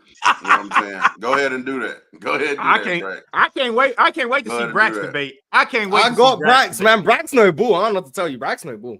Hey, Brax be capping. That's what Brax be doing. Brax be capping. I can't wait to see Brax debate. And Pirate. I want to see Pirate. I want to see Power debate. I got a feeling how he gonna debate though. I got a feeling. Hey, Jordan, don't sleep. Pirate ain't nothing to play with. Pirate ain't nothing. Pirate ain't nothing to play with. I know you seen him in person Pirate, before. You seen him up here talking hoop. I know you got to, but that's not what it looks like. I know Mars ain't trying to see Pirate again. I know that. We don't know. Mars, the only way I see Pirate is if we're in the finals. Let's have an honest moment. You think you beat Pirate last year in that final? I think they had me sweeping him, right? 3-0. I definitely don't think that. Absolutely. I definitely think that's wrong. God. I definitely think that was wrong. Like, I definitely don't think I won 3-0. But I can't remember the debate. But I remember I spoke to Pirate after the fact, and I definitely said he was unlucky to get swept. I don't think he should have got swept. If he did get swept, because maybe he didn't. Maybe I'm just making out. But I definitely think it was close. But I do think I won. But he was the one that I was least confident about me winning. And when I went against Pirate in the groups, when he decided to go down his avenue, that was unexpected. I lost that one. But I've lost to Pirate and Gifted in formal debates, I believe. I think. Okay. And I'm going to lose to Matthew Elliott today, so we're going to have a good record, but 3 losses. Hey, put up the times again, Ron. I need to set my clock. Yeah, but that's super chat. Can you read it? Can you read it first? Masinko G said, Ox, I got love for you, bro. But it did sound like you were reading off a teleprompter rather than looking at notes. What I want y'all, the thing about it was, you had the camera all the way back there. A lot of people didn't understand that we're looking at ourselves and everybody else up here, just like y'all are on StreamYard. My camera was over here, and I'm looking at StreamYard on my laptop. So they were like, "You had your head down in your laptop the whole time." Like, yeah, I'm looking at StreamYard. Oh, that's talking shit. What it is? I can respect that, but that's when you had dressed up like you had a whole suit on and everything. He looked like he was going to court. He looked like And Ron was a judge. I was real professional about it. Ticket tried to start throwing some Monopoly money, like he the only one with foreign currency in here. So I had to let him know, like we are international. I got stamps on my passport too. You know, all that shit added up to about $5. That shit maybe his big. $5 is $5, man. I'll take $5. All right, y'all. We got some more super chats. Jordan, you said you wanted me to throw this up here for today. Yeah. So once again, today the festivities kick off at 7 p.m. Eastern time. That's Mars versus Matthew Elliott. At 7:30 p.m. Eastern time, we got Gifted versus Renegade. And then at 8 p.m. Eastern time, we got SB Talk Sports versus Ryan from the chat. And also tomorrow at 7, we got Pirate versus Brax the Bandit. Then we got ZZ versus Rev. That battle is sure to come with some fireworks. And then we got Penn versus Finesse West. A nice grudge match to end the PCL first round. Shout out Penn for the win. I got Penn. I go Penn winning that, yeah. Bro, that Golden State Milwaukee game, that's at 10 tonight, right? Yeah. Okay, because I was about to say, that's because you said 8. That's because you said I'm sorry, because I was like, wait a minute, that can't be right. Okay, I'm with you. Hey, so who going on, Ron? Me or Ox? It's Ox. He said me. I can take his spot. I don't care. I'll take his spot. Y'all just work that out. One of y'all on, so y'all do y'all thing. But all right, y'all, we got some more super chats, so let's go ahead and dive into them. KZD said, chill. You would have been better off bringing up Maxi's efficiency, quickness, and driving penetration, along with his off-ball value to oppose Harden's playmaking and lack of motor. I'm pretty confident I did that. Bring that up again. Like defensive playmaking thing in another debate. No, I do want to know. Like, was that you had said that before? Like in another debate about John Stockton. Yes. Oh, cool. Also, James Harden's true shooting is higher than Tyrese Maxey's, but I'm not just besides the point. Really? Yes. That's a knock on Tyrese. No, this year? Yes, this year. Just for anyone who's wondering, but which is interesting because he's shooting lower from the field from James Harden. You already know how I feel about true shooting. which is all right. That's what's up. Shout out Eli the Shooting Misfit. is a little funny little stat, man. Funny little stat. It is. Yes, it is. Eli became a YouTube member today. Shout out to Eli, but he's been around for a long time. Salute to Eli. And I guess this is a good time to shout out all of our Hall of Famers. Y'all know the names. Y'all know the faces. We got Cobra Son of Raditz. We got SSG SS Popo. We got Cheese. We got Vale, Multi Kenny, and Tyrus Williams. Those are all the Hall of Famers. Salute to them. And salute to Cheese, too, because Cheese is just a GOAT. I just got a text from Rishi the Great, and he said, L. Jordan. That's it? Bro, Rishi. Why me? What, like 50 Cent say? What you say fuck me for? He the one talking about you crazy, not me. Dion the one who did all that to you. What you say fuck me for? Rishi still won, man. Rishi still won. I'm just saying, bro. I'm just saying, Rishi. It's okay, Rishi. I'll give you some of my drench man knowledge, Rishi. Just hit me. Hey, Rishi, if you get my number from Ron, you can hit me. We can talk about it, and I'm gonna have you redeem yourself. You know, it'd be good. Take you to training camp. But if I was you, I wouldn't have let Dion talk to me like that. That's all I'm saying. All right, y'all. It's another game from last night that I do want to talk about. The Sacramento Kings popped the Memphis Grizzlies 132-122. The Kings are now a game above 500 at 34-33. They are still fighting to get. Well, they're in the play-in, but they're fighting to potentially get in the playoffs. They are the 9th seed, and the Grizzlies fall from tied from the 2 seed to the 5th seed at 43-26. They fell below the Lakers, the Nuggets, and the Rockets. Big Ox, would you like to talk about this? Ain't nothing to talk about, Ron. We just fight. Rishi, would you like to talk about this? Up. What the hell, Rishi? What, Rishi? Rishi, Rishi, you pulled up on me, Rishi. What the? Damn, Rishi. You What bring it to time the is it? What bring the time is it record, over there, Rishi. Rishi? Can you guys hear me? Like, We hear you loud and clear. Yeah, we get you. You hot? Nah, I had so much fun in my debate. I didn't expect Jordan to give such a review. I guess I can like improve in my, I should allow Jordan to dominate from like 4 a.m. where I'm from, and I have. Yo, Rishi, Yeah, I don't know what. You freezing right now, Rishi. I'm gonna bring you back up in a second. I'm gonna let you get your facilities together. He was cooking, yo. Ain't no shit. He was cooking something, but I don't know what he was cooking you. That's what he was doing. He was cooking you. Cooking to me. Shit, Rishi went live from a pumpkin. I don't know what the hell going on over there with Rishi. I don't know what the hell Rishi got going on. But all I'm saying is, I ain't got no problem with Rishi. I just want Rishi to fight back. Dion look like a damn bully out there. That's all I'm saying. All right, well, anything with the Sacramento Kings and Memphis Grizzlies. I do also want to say Desmond Bain got busy last night in a losing effort, albeit, but he had 44 points. Oh, damn. 7 for 7 from 3. Oh, damn. I didn't watch that game, so I couldn't tell you anything. I didn't watch that game either. Yeah. I didn't even know the Kings won until I just seen it. Yeah, the Kings. Oh, John Morant didn't play? No. Nope. Okay. They were up 20 plus at one moment in time. Yeah, but when we be playing games without DeMontis, and they ain't never no context to that. Well, Ox, would you like to provide some context? No, just basketball's basketball, man. We won the game. Shout out to us, and we still fighting to stay alive. That's all. All right, y'all. The next game from last night that I'm gonna go ahead and throw on the screen. Rishi, you back? The next game, and then Rishi come. You know what? You know what, Ron?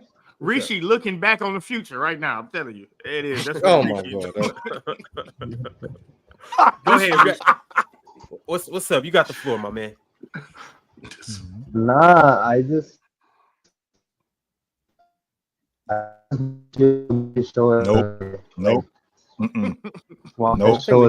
think we need Rishi's Wi-Fi credit for working during the debate. Yeah. At this point, we gotta give him some winners. Dion probably went over there and unhooked that motherfucker the way he took over the trap. Dion said, "You know Wi-Fi for a week." We gotta give him some credit just for the fact it worked in the debate because this. Dion said, "Reach, you know Wi-Fi for a week. Get out of here." Okay, that's crazy. It is. Well, Rishi, we all enjoy seeing your face again. We'll try to get you on the panel some other time, but it was a good try. I understand what you was trying to say, and I understand how you was trying to cook Jordan. What was he trying to say? Did it? He's trying to say, Jordan, you a bum, and you're lucky he's not gonna see you in the next round. Did quite? All I'm saying is he better quit looking back on the future because it is what it is now. Jordan, that shit that might be worse. That might be worse than Ron saying gourmet. Ron, we boxing when I see you, y'all. I swear. He said it twice. Look, he apologized for it and then said it again. We are boxing when I see you, Ron. I swear. Ron said, looking back on the future. Mars said, he didn't say it once. He said it twice, Joy. He said it twice. Bro, we are boxing when I see you. I swear. That is worse than gourmet.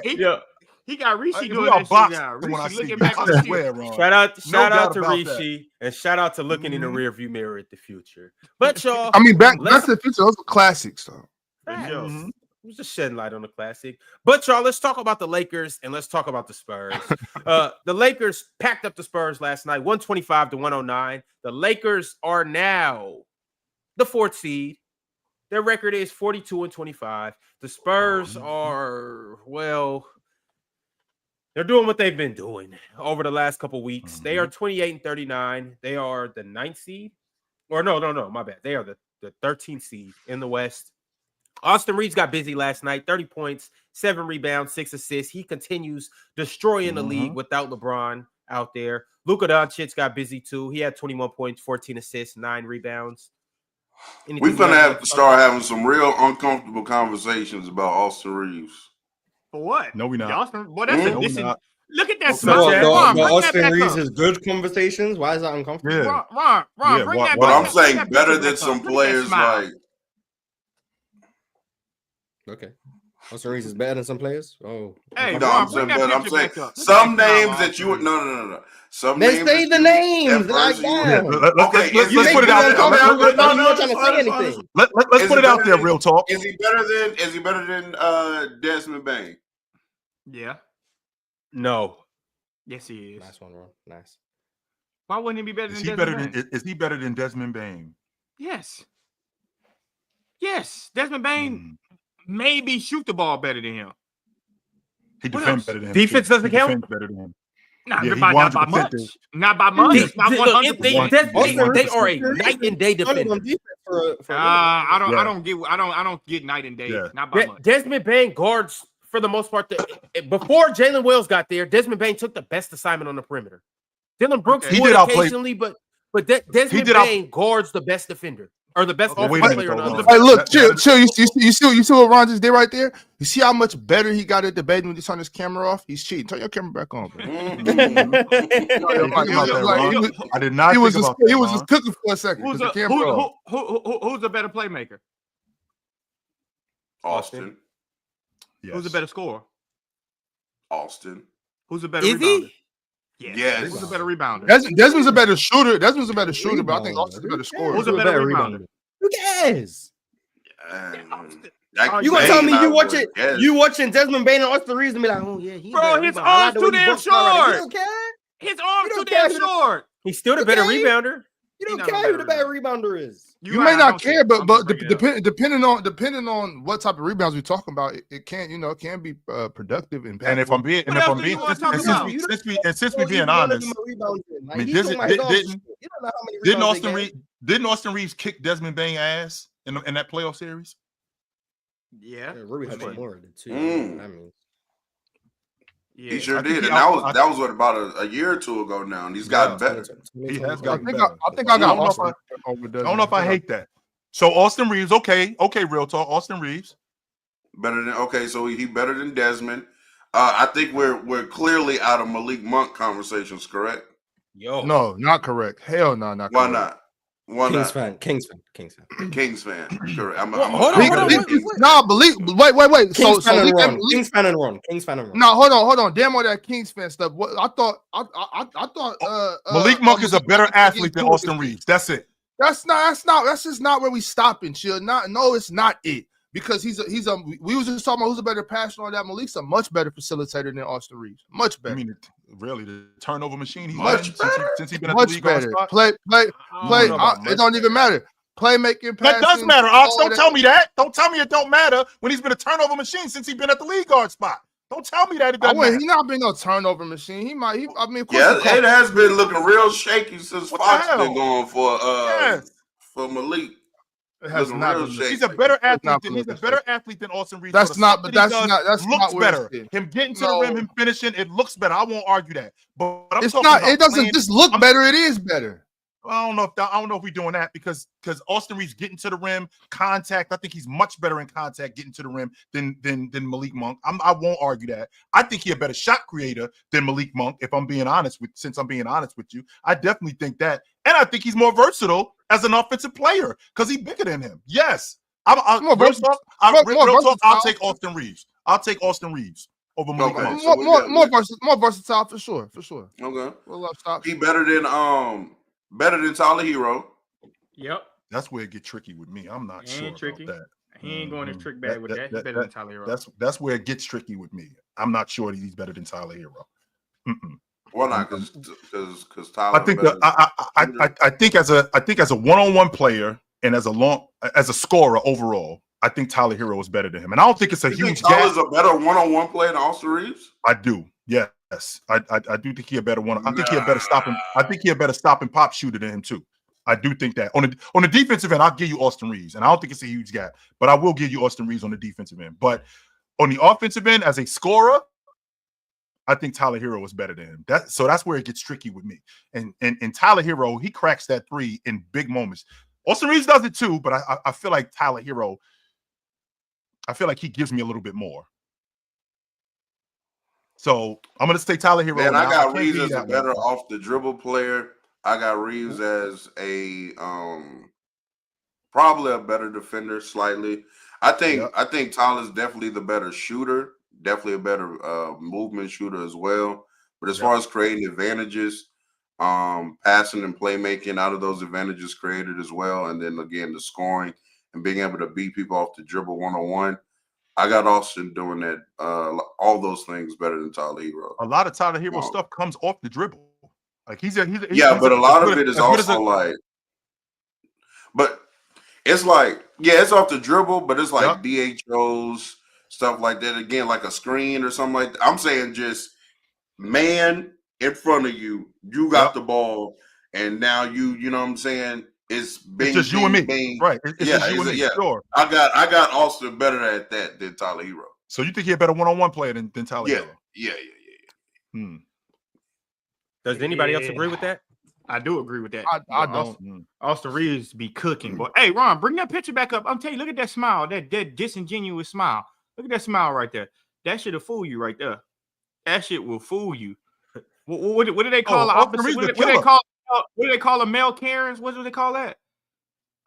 Who they call? What's their name? Ken. I forget their name. I think Ken's. Ken would be crazy. Like that. But if it's Ken, that's how Austin Reaves look like. Yeah, call cops. And I ain't gonna lie, we one playoff run away from old boy in Philly.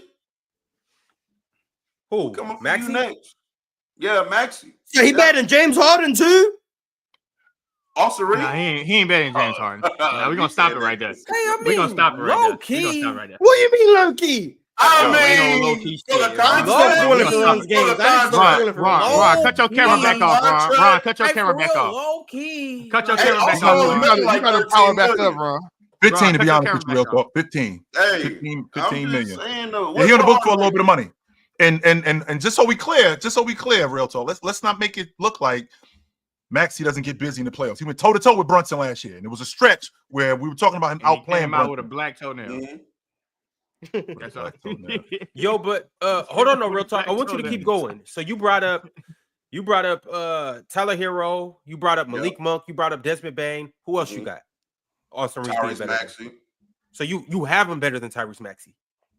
What Tyrese Maxey do better than Austin Reaves? Everything.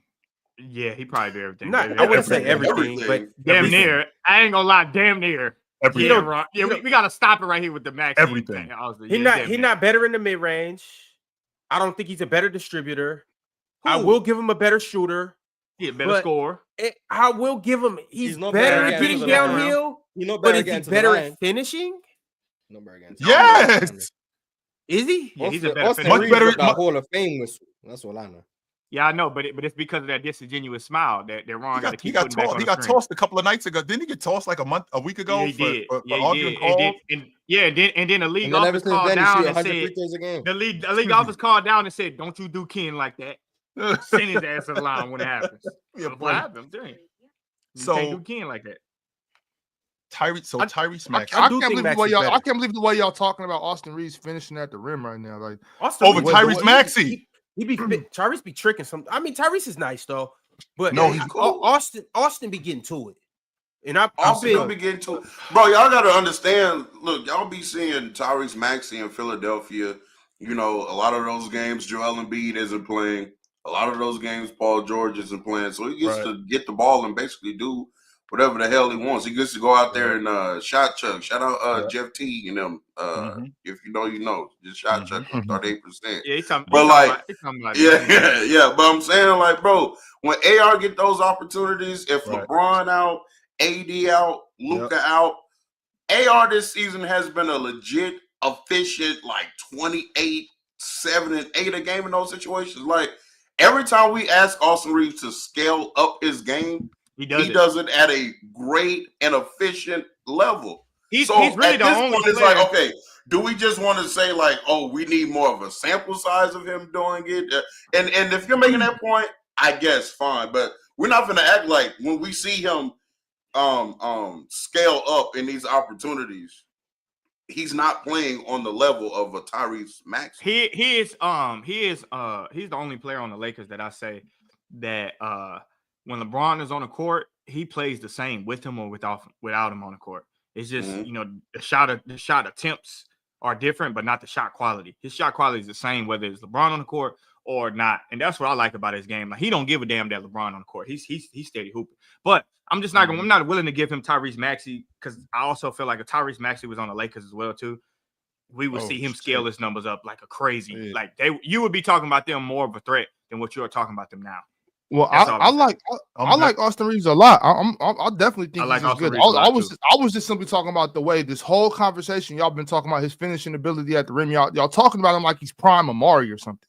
Like I'm not that. I mean, y'all that's what he said. He said he better Maxey. No, Mars. I'm talking about from the beginning of this conversation to now. The way chill, real talk, Jordan, the way y'all talking about his finishing ability is crazy. I didn't say that. I said Maxey's a better finisher. No, Austin Reaves is an awesome finisher at the rim. 100% he is. I ain't saying he Amari Stoudemire. I'm not going that far. No, he's damn good at the rim. However, right, Tyrese Maxey, his shot creation is he just I'm not saying that, he's a versatile finisher, but he be missing some bunnies. But I'm just saying he's better at than Reaves at the rim. I'm not saying Maxey's thing is he's just better at getting to the rim. So we always that's see what I'm saying. He's better at getting there, but finishing is a different thing. Well, if you don't get there, I can't hold that against Maxey though. No, but that's two different questions. Who's better at getting to the rim, and then who's better at finishing at the rim? Two different questions. Two completely. Yeah, but if I'm getting better at getting there, right? It's not the same, but I'm just saying, like, I can't penalize. Russ is better at getting to the rim than Kyrie. Kyrie finishes better at the rim than Russ. Very quickly, I just want to address a liar that we have in the chat right now. We have a liar in chat. His name is Nick. He said when LeBron is out, AR is. He was using full career stats. Full career. Oh, okay.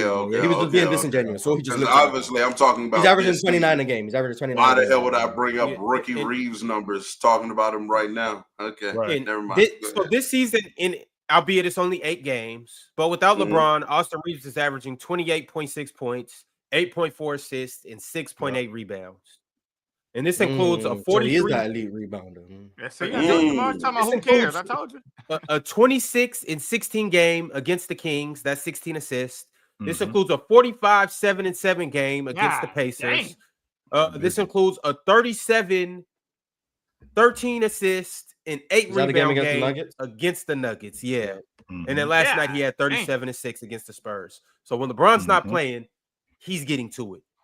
Also, let me say the splits of 49, 44, 90, and a 63.8, damn near 64 true shooter. Just Hey, we know that 44% from three is definitely not sustainable. So no, not that. No, not that. But yeah, Austin Reaves is good. Austin Reaves is really good. Having the best year of his career by a significant margin. And yeah, I think he's a better finisher than Tyrese Maxey. I'll say that. I think he's a better finisher than Tyrese Maxey. Okay. All right, real talk. You got anybody else? Let me see. I ain't gonna lie, that player, the Kings just traded for. Hey, slow down. I'm gonna leave it alone right now. Slow down. No, real talk. You're not gonna leave it alone. When you open the door to an uncomfortable conversation and we walk in, I don't know if you noticed, but the door locks when you walk in and it closes. Now you in it. I ain't gonna lie. So if I walk in somebody's house and the let's door discuss. locked, Hold on, Joe. Let's discuss Austin Reaves and Zach LaVine as ball players. Let's discuss these two dudes. Why is Austin Reaves better than Zach LaVine? What's going on here? So again, I think a lot of these players that we brought up definitely have the shooting argument against Austin. He has the whole scoring argument. All of it. He has every part of that scoring. Hold on, Mars. I'm listening to you, real talk. What are you looking at when you look at Austin Reaves and Zach LaVine? What I'm seeing Austin Reaves do this year, particularly with the ball, as far as breaking down defenders off the dribble, his PNR game this year, his playmaking and passing game and leap that he's taking it, bro. Austin Reaves is making skips off the pick and roll. He's manipulating defenses with his eyes, kicking it. Bro, Austin Reaves is out there balling out of control when he has the opportunity. And again, LaVine, arguably the better scorer. But every other facet of the game, I'm sorry, bro. Who's a better passer or playmaker? And I think this is actually maybe their biggest gap between the two of them. Reaves is a better playmaker. It's the gap like athleticism when it comes to playmaking. Athleticism. Yeah. Mars, what's the gap between Austin Reaves and Zach LaVine? Where is it? Longer. Austin Reaves is Zach LaVine's here. Austin Reaves about there. That's not too far off, but Zach LaVine's better. So what's the separator then? With Zach LaVine, what's the separator, Mars? Yeah, what is your separator from way better jump shooter, better scorer, way better transition player, better off the ball. So we got shooting, transition, overall scoring, better off the ball. I think Austin Reaves is the better playmaker and ball handler. But I think Zach LaVine does more with less dribbles, which I still value. Barrett gets into the rim, better at finishing at the rim. Austin Reaves, like I said, better playmaker. Is he better at getting to the rim?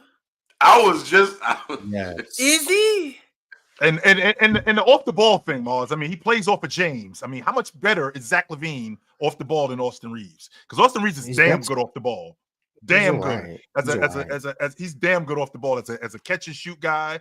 When guys are closing out, getting to the rim. No, Zach LaVine is a better. I'm not gonna argue that Zach LaVine's a better athlete. I won't argue that. He's a better shooter too. See, you keep going on that with guys that are more athletic. You making it seem like just because we see guys that can jump and run, we're just he's more athletic. Zach LaVine looks good.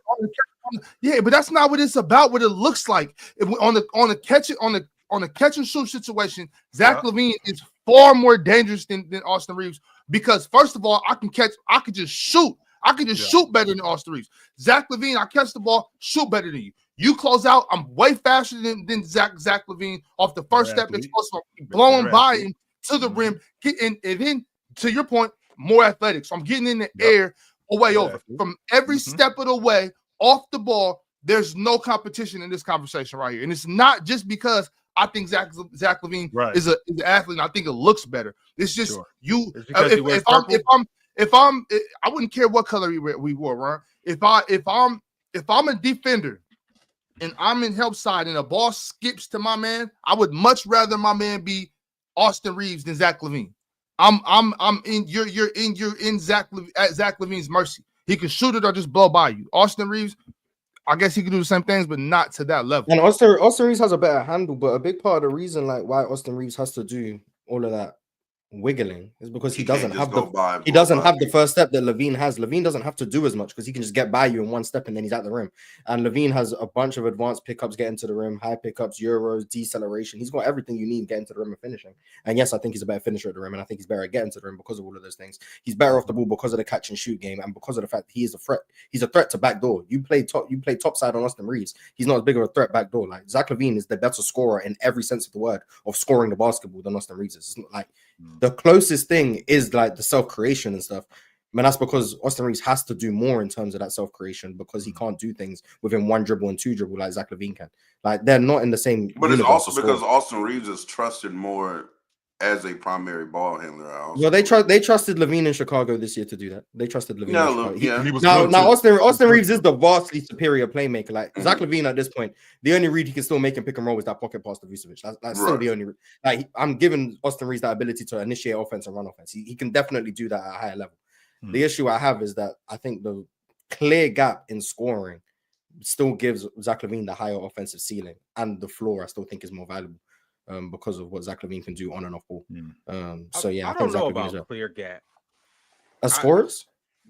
I don't think it's a look. You could say it's a gap, and the gap is there, but like the way you say clear gap, you're making it seem like it's a huge gap. If I'm better at the rim, I'm a better shooter. I'm better off the ball, and I create my offense quicker in terms of scoring. You were about to go down the levels of scoring, and then you just went from rim to shooter. Well, that's part of scoring. Mid-range as well. I just want to make sure. Zach LaVine better in the mid-range too, to make you feel better. I just wanted to make sure. And Zach LaVine got a post game this year. Like, so if I just go through everything, like if Zach LaVine is better than Austin Reaves at every part of scoring on and off ball, why can I not say clear gap? But here's the difference, Mars, because the gap in all of those things, how big is that gap? They add up. So we're doing that. You're saying cumulatively. If someone's a 9 out of 10 at everything, and the other guy's a 10 out of 10, by the time we get through 6 categories, all of a sudden I'm 7 points up. That's Mars. That's not how it works. And here's also the thing. And we're still close. That's exactly how cumulative value works. No, because here's the gap's gonna get okay. But here's my thing. This is why I'm saying that it doesn't work, and this is why it doesn't add up. My thing with Zach, and you could look up the numbers. I don't know what the exact numbers are. I'm just going based off my eye test. I don't believe Zach gets to the rim as much as his first step would indicate and his athleticism would indicate. Zach settles for a lot of jumpers. He settles for a lot of pull-ups, and he shoots a lot of bad shots. 26% of his shots this year are at the rim. 26% compared to Austin Reaves, 14%. 14%. Not even close. At the rim or in the paint? At the rim. At the rim. Austin hits all. It's 26% to 14%. You don't know the numbers. I gave you the numbers. Austin gets in the paint more than Zach. Whether that's to distribute, whether that's to score, whether that's what it is. We were talking about scoring. Right. We're talking about clear gap of scoring. Austin Reaves getting to the paint to distribute is not. No. Because here's the thing. No, because here's the thing. Scoring at the rim is not the same thing as penetrating and scoring in the paint. Floaters and all of that other good stuff. Zach LaVine takes a larger portion of his shots at the rim and in the paint than Austin Reaves does. In the paint, so in totality, rim and paint scoring combined, Zach LaVine takes more of his shots at the rim. So where does Austin Reaves shoot all his shots combined than Austin Reaves does? So Austin Reaves just shoots jumpers? That's not what. I never said that's what he just said. I never said it.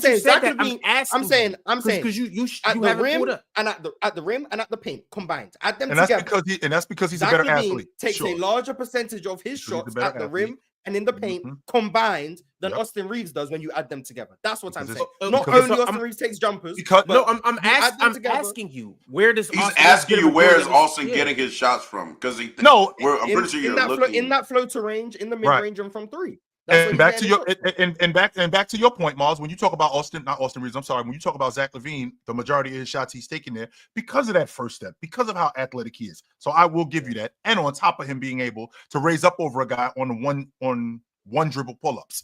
Austin Reaves, on the other hand, with what he does, playing off the ball, catch and shoot, like you just said, Zach LaVine is better, but him being a better shooter, Austin Reaves being able to catch and shoot, playing with James, getting wide open shots, and one dribble pull-ups. He's also fantastic at that. And he's also fantastic at playing in traffic. He's also fantastic at getting bumped and getting and ones in the mid-range and in the mid-post. I'm not going to argue. I won't argue about Zach LaVine getting to the rim because he jumped this high and he's super duper fast. But what Austin Reaves does at the level that he does it, it's I'm not going to say it's elite, but he's awesome. He is awesome at that. He is. What are their free throw rates? What are their free throw rates, Marv? Probably better. Austin Reaves' free throw rate, I know his is definitely higher. Free throw rate 35.2. Zach LaVine's free throw rate is, I'm going to assume like 18, but let's see. 24. Well, no, 25.1. So 25. So Austin can I take into account as far as like the percentage, the set percentage shot at the basket or in the paint? Yeah. Some of those are being taken away from them are being Reaves drawing to fouls. free throws. Is that what you're saying? Some of them are drawing fouls? Yeah. Yeah, some of them, yeah. But it was still, it would probably equal it out in terms of the volume at the paint and at the rim. Because Zach LaVine, like I said, 25% of his shots at the rim. He takes like 12% of his shots in that like intermediate range. Austin Reaves takes like 25% of his shots in that intermediate range and like 11% of the rim, something like that. And then you factor in like the fact that getting to the rim is more valuable than getting to the paint. Like you're getting closer to the rim, that's more valuable. They both shoot like 45% in that painted area. So Zach LaVine may shoot less in that painted area, but the fact that he's getting all the way to the rim more than Austin Reaves is, and Austin Reaves having to stop short, Austin Reaves take getting those and stuff, that still makes Zach LaVine the better scorer. That's just more Austin valuable. Reaves getting in the paint is more valuable than Zach LaVine. In terms of what he can do do outside of the scoring, that's fine. Right. But when I say Zach LaVine is the clear better scorer, what he can do as a playmaker is not relevant. When I say he's a better scorer and he's better from everywhere, bringing up that he can get to the paint more than Zach LaVine does, which is A, not true. And then B, when I factor in the fact that getting all the way to the rim is more valuable than just getting 2 feet in the paint, Zach LaVine is still better at that. Like, I don't see what the conversation is really what we're doing right now. Zach LaVine shoot better from everywhere. He's better at the rim. He's still elite in that floater area. He has a post game. He's better off the ball. Like, he's better at every aspect of scoring. So when I say clear gap, why am I getting pushback for saying that? If someone's better at every aspect of scoring, and I say he's clearly the better scorer, why is that controversial? I think the buzzword is clearly. That's probably why, because and it's cumulative too. And even though I understand how cumulative works, that's because a lot of the stuff isn't clear cut. I mean, I won't argue that he's better in those aspects, but when it's cumulative, it just looks like bam, he's like this. Well, that's how it adds up, and that's how cumulative. I understand that part. Yes, I do. I think we just need to see out. Well, I don't want to see it because I love having Austin Reaves on my team. $2 million, but of course, I would love to see in another universe, like Austin Reaves on a team where he's kind of like the guy, and then see what those stats for that year could potentially look like. Because I'm getting more and more convinced. I'll take him on the Rockets. I'll say that. I'll happily take him on the Rockets. But yeah, I mean, I just think that whenever Austin is like presented the opportunity to scale his game up, it translates very well. The last name I'll throw out there, because this guy has a propensity of dropping in the playoffs a little bit. PG in Cleveland. Oh, Garland. So he better than John Morant too? No, I don't think that Garland is better than John Morant. Oh, so you don't know ball? That's tough. No. I think Ja's having a down year, but I think John Morant is still a better player than Austin Reaves doesn't have the responsibility that Darius Garland has. No, I'm not giving you that. Nope. Okay. No, I got you. That same system where no facts. Because there's no way Austin Reaves is like better than Ty Jerome, and we see what Ty Jerome's doing over there in Cleveland. So what? Yeah, like Ty Jerome said, he's starting Orlando. No. Shout out to Ty Jerome. I'm just saying, man, you put Austin Reaves over there, everybody can shoot, dribble, pass, 5. Whose spot he taking in Orlando? 4-1. If Ty Jerome was in Orlando, whose spot he taking? Does he play in front of Suggs?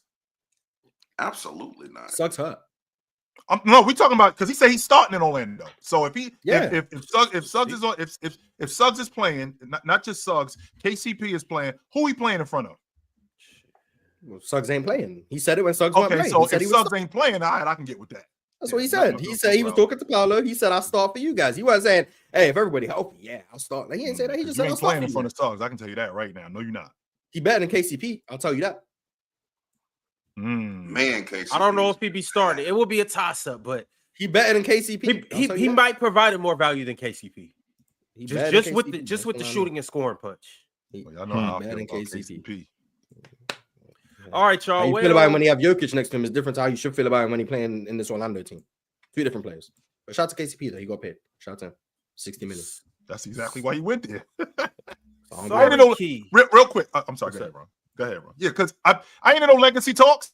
I'm not in no legacy talks. I already won the NBA championship twice. I got 10 years in the league. How many more years do I have left? I ain't gonna see another $60 million deal on the table. I'm going to get this money. I ain't playing. I respect it. I ain't playing. I'm going to get this money. Sorry, Key said or sent to a members chat and said Otani better, Trey better, Dub Mars. I agree with everything. Yeah, Dub me for sure. The Dub Mars, we'll see tonight if Matthew Elliott is who I think he is. I think I might lose. And that's gonna be I'm gonna be annoyed. I'm gonna come here tomorrow. I'm gonna be annoyed as hell. Like, just know if I'm here in a bad mood tomorrow, you're not losing to this dude. Knock off the goofy shit, Mars. You're not losing to this dude.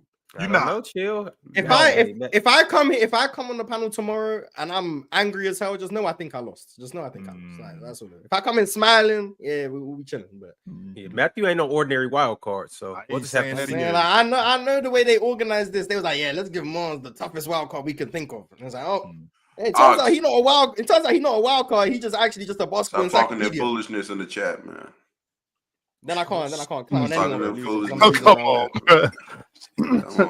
I love Juicy. She gonna be there, but she ain't right there right now. You gonna see in a couple seasons. Hunter, a couple seasons, I agree. A couple seasons, I can get it. Hunter said Aaron Gordon also led the league in 3-point percentage and players with 100+ threes taken. Did he? I guess. Shout out Aaron Team still ain't guarding him out there, so I mean, is that true? So 100. He's shooting like 45%. Yeah, that's crazy. Yeah, that man. I keep every game. I watch him shoot. I'm like, he with us, and then turns out he with the Nuggets every single time. Sparking that 3 last night. Did y'all talk about that game already? Yeah, we did.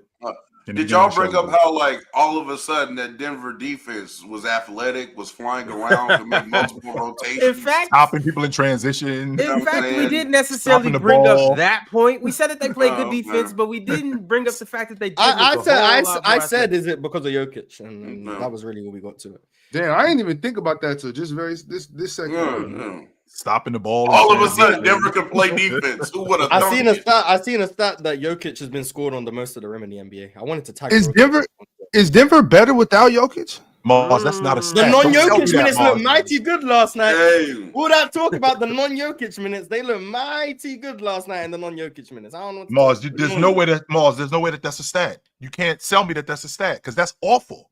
What, that he's been scored on the most of the rim in the NBA? My big man. Nobody scores on us more than our big man. Lunch line. You're trying to win the NBA championship with. Lunch line. Get it line, fellas. 69.4% of the rim. Line up against him. Hey, who got one of them dinner bells? Line up. They all get a turn. But it's not that bad because he can pass. It's not that bad. So he can pass. So. Exactly. It doesn't matter.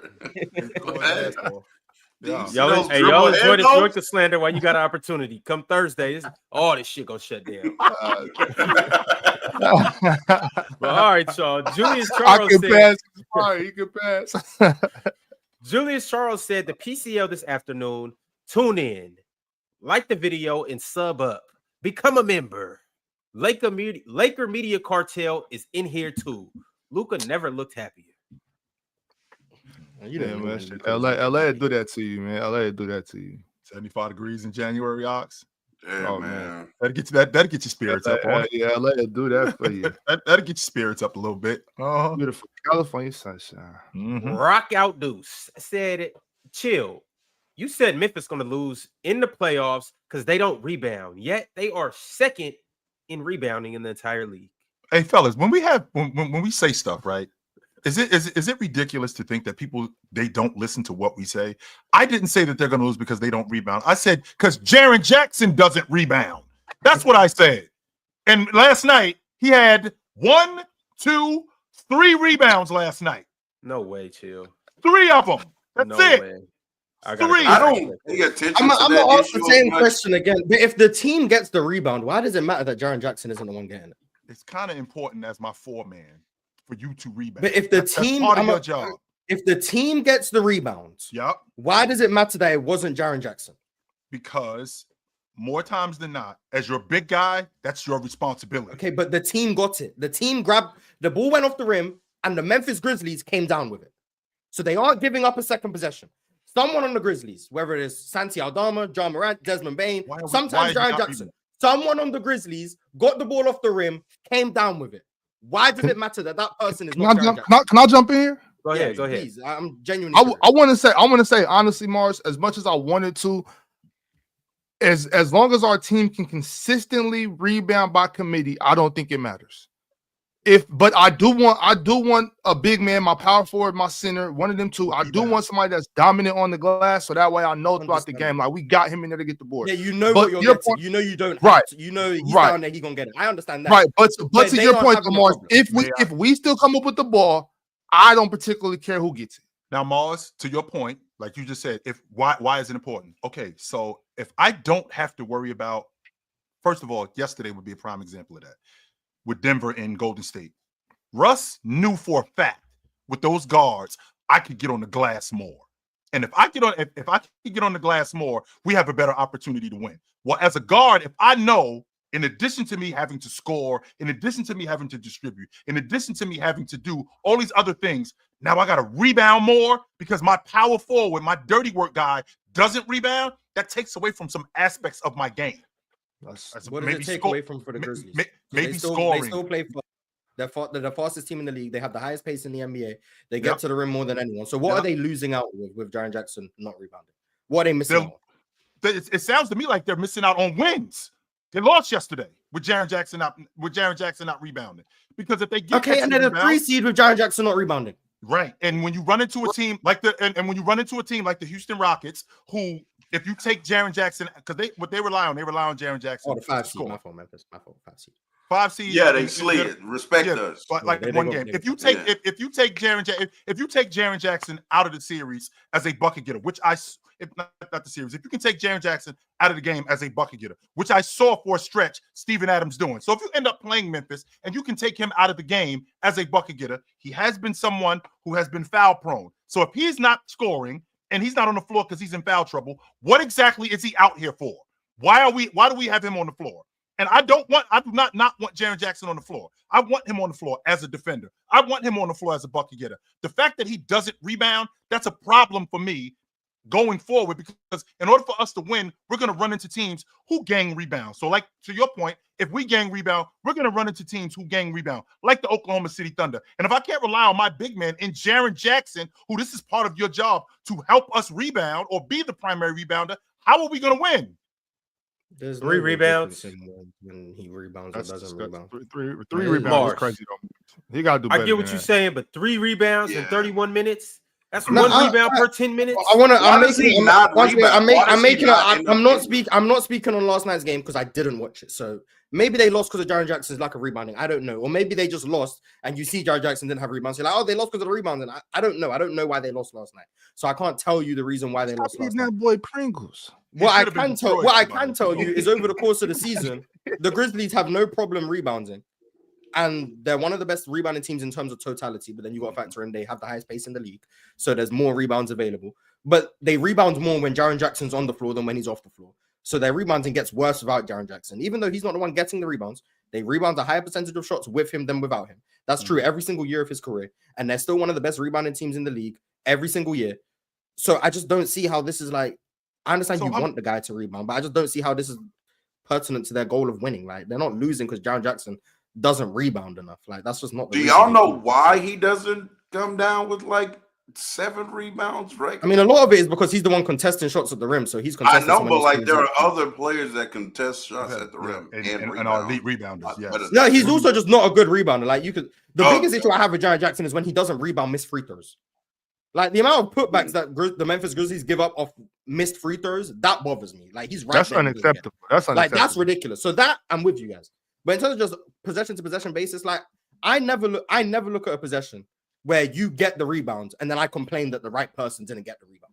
Like I just Mars, if the Nuggets get a rebound and it's Michael Porter Jr. instead of Jokic, I'm not like Jokic, you gotta get the rebound. Like, I don't care, just get the rebound. But Jaren Jackson has to be able to beat, especially near the rim, especially anywhere in the paint. Jaren Jackson has to be able to contest and still box out and get the board. Like being able to contest. Yeah. Now, if you're contesting threes, I understand you're not getting the rebound. But if you're contesting layups, jump, floaters, whatever it is by the rim, as a big man, that's a part of the job description. You have to be able to contest, hit your man, and get the ball. And so, between the conversation between the two of y'all, it's really conflicting to me because I understand what you're saying, Mars. I don't care who gets the rebound, but to Chill's point, I need a big man that's gonna clean up the glass. I need seven rebounds. Shouldn't be too much to ask from Jaren Jackson. You know what I'm saying? Like he's a bad rebounder. Like I want to make it.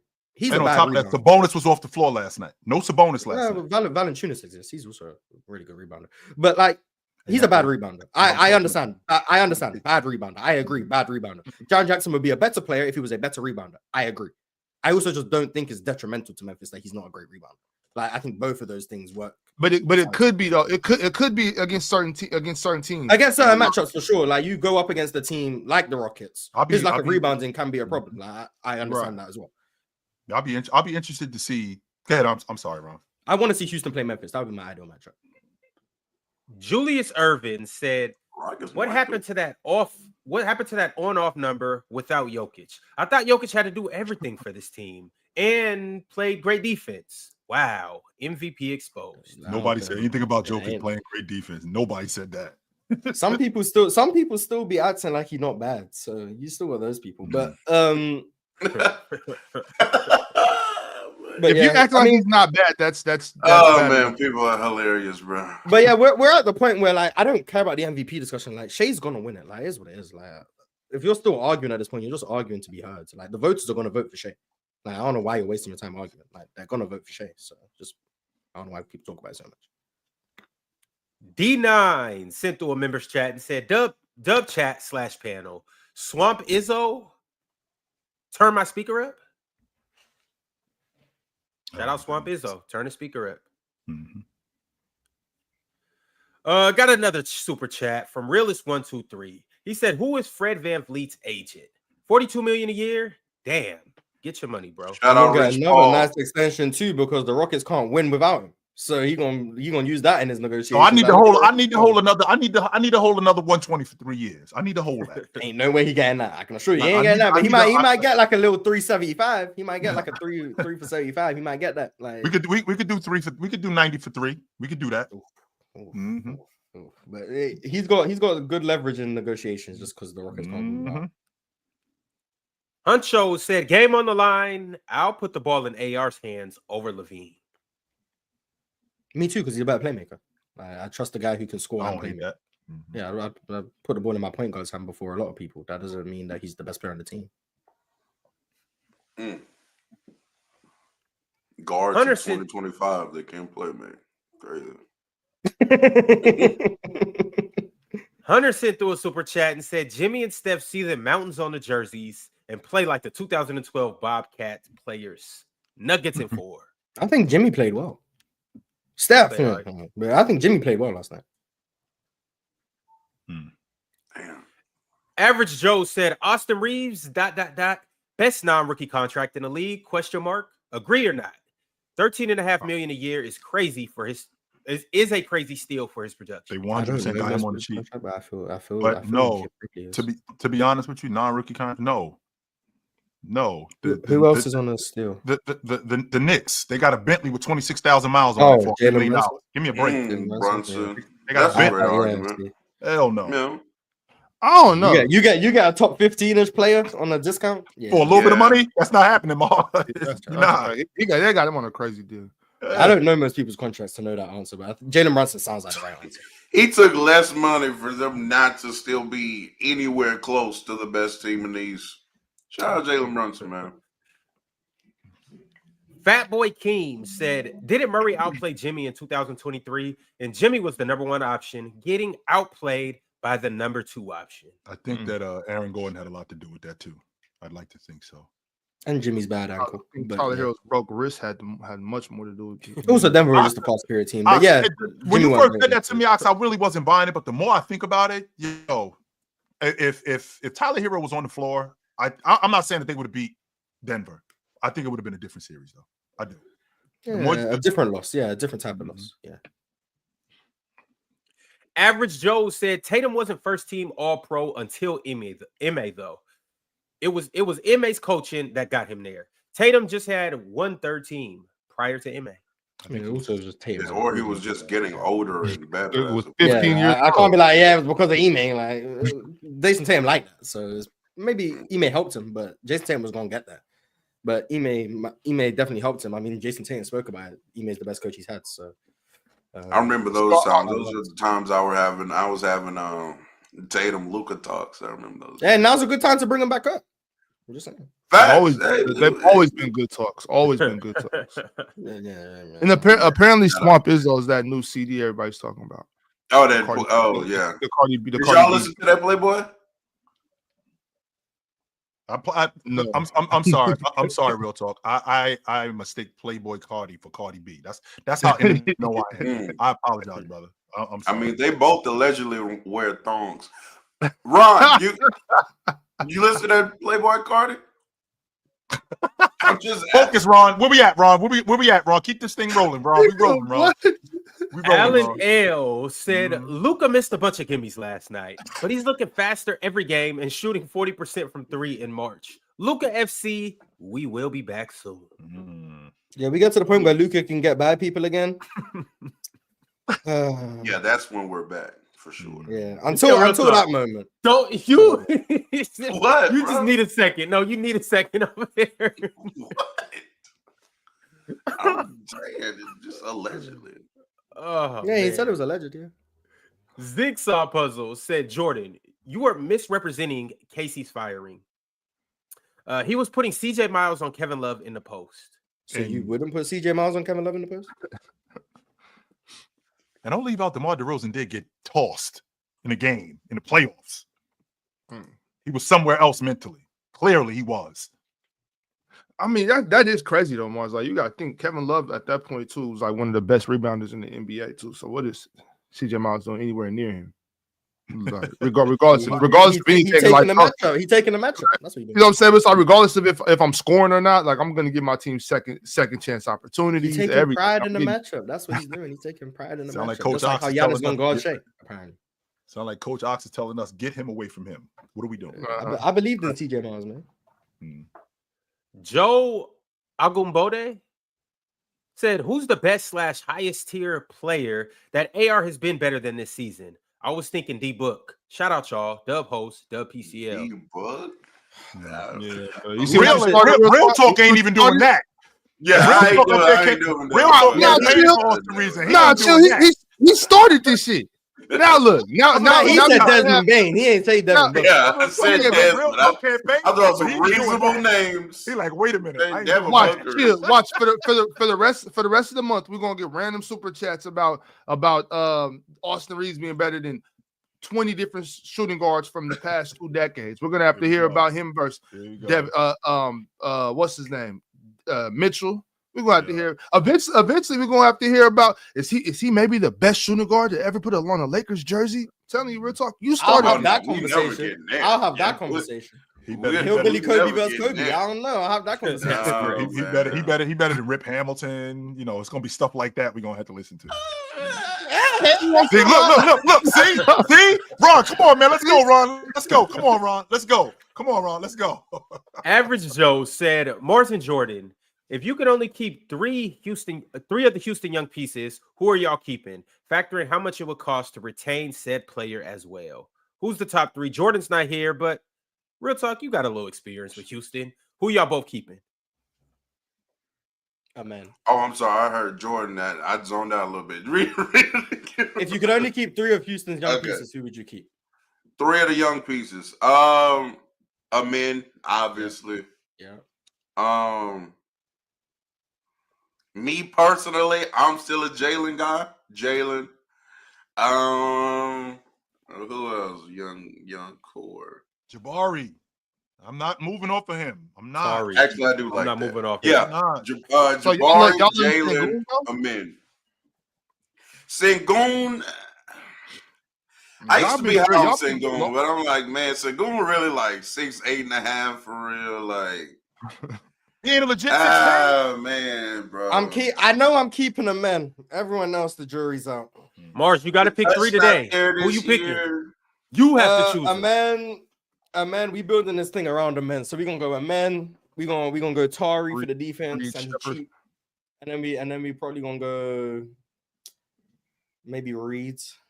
Yeah, maybe a Mentari and Reads. Mentari and Reed.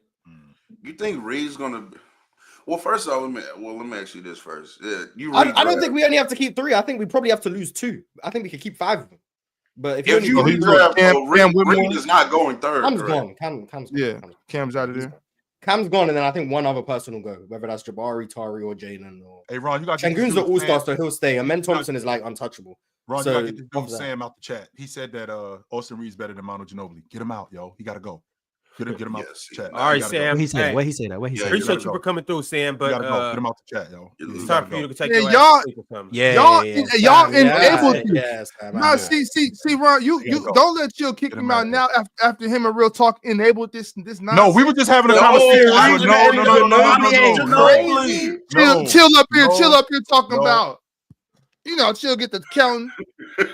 I'll take that Real Talk. Right. You responsible for this. No, you're not. I'm gonna lie. Manu Ginobili is crazy. No, hell no, we ain't doing that. Shout out Hillbilly. War V Room said consistently benching guys for mistakes isn't an effective coaching strategy. Real Talk should know this, considering what we went through with Max. Okay, that's not what that's not the same thing, though. Well, not only that, that's not what Coach Udoka was doing. I mean, he'll let guys play through mistakes. That's not something that he just when you make a mistake, you're getting yanked. No, that's not the case. But he does hold you accountable when you're making mistakes too. If you're not playing, I think that it's obvious that like usually on teams the best players have a longer leash than the lesser than players on the roster, right? But all I'm saying is I do like the fact that if Ime sees even his better players out there stinking it up for good portions of the game, yeah, come take a seat. Now, obviously, as a basketball player, you do have to allow them to play through some mistakes. That's just going to happen. It's basketball. That's, people aren't going to go out there and play perfect. But if you are being a clear detriment to us not winning, go sit down, bro. Like, if only he did that same thing for Fred VanVleet. But well, it's clear that Fred may actually be the only NBA point guard on the team. So yeah, I've seen Jalen Green get 13 assists. Okay. Fanatic said, not to sound like a casual, but has Quentin Grimes ever played as good as Caleb Martin? Just when you thought the Mavs trade doesn't get any worse. As a Mavs fan, I just want the season to end. It will. Don't worry. Quentin Grimes was better than Caleb Martin when the trade happened. Hell, Mavs. When Dallas got Quentin Grimes, I said that was an amazing pickup. Quentin Grimes was hurt last year, so his value kind of went down. But when Quentin Grimes is healthy, he's a really good player. Now, 46 point good. The Pistons should have kept him for real. He was just hurt, so he just wasn't hooping. But Quentin Grimes is good. Quentin Grimes been good, but it is what it is. Shout out to Quentin Grimes. Finally, I can't say finally getting his opportunity because no one saw this coming, other than maybe him. I don't know. But 4 cities in 1 year is crazy. New York to Detroit to Dallas, not a Philly, but hey man, it all paid off for the kid. Anybody that saw him in high school knew he was he from Houston. Yeah, he from. I know he went to Houston. Yeah, he used to play. They were talking about all the time on the commentary, talking about when guys come back to that. He would play out there in the Woodlands, and I think his AU team was BU, Basketball University. Shout out them. But yeah, whenever you saw Quentin, and it was at like 15, 16, it was like, oh, hold on. Because, we was just coming off like Fox leaving the city too. Yeah. And so it was like, oh, Quentin going to be like that next one for real. So this isn't really shocking to anybody who's been watching him, but obviously 46 And he's young too, so like, how old is he? Like 24? 23, 24? Yeah, 24. Okay. Yeah, he's young. 24. Well, I mean, the season's almost over. Only he can make some free throws. That seems to be the only thing he can't make. Just got And he one missed the more. layup, like a wide open transition dunk. But other than that, Just put your seatbelts on and hang on tight. DSG Piccolo said, "Is Reaves the best third option in the league?" Question mark. He in the conversation. Also, Jop FC, we up again. Shit, is Reaves the best shooting guard Bron played with? Oh, here we go. I mean, I almost trolled until I remembered D-Wade. Outside of the real answer, who's the real answer? come on, Mars. Outside of the obvious answer, it's like Kyrie played the point. I'm just saying. All right, real question. Is Austin whoever the better Cavs' third option is? I don't know whoever that is. Is Austin Reaves better than who? Larry Hughes. Hell yeah. What, bro? Hell yeah. Larry could guard though, but Are you serious, Ron? Do you remember Larry Hughes? God. Yes. And it's Ron, not a relax, great bro. memory. Especially for the Let's go. Cavs. Yo, we already over time. Are we serious? No, we're not. No, we're not, Mom. What about J.R. Smith? What about J.R. Smith? I got him. he better Cavs than JR? Oh, this is nuts. Yeah, he better than J.R. Smith. I'm just asking questions. Nostalgia go crazy. It does.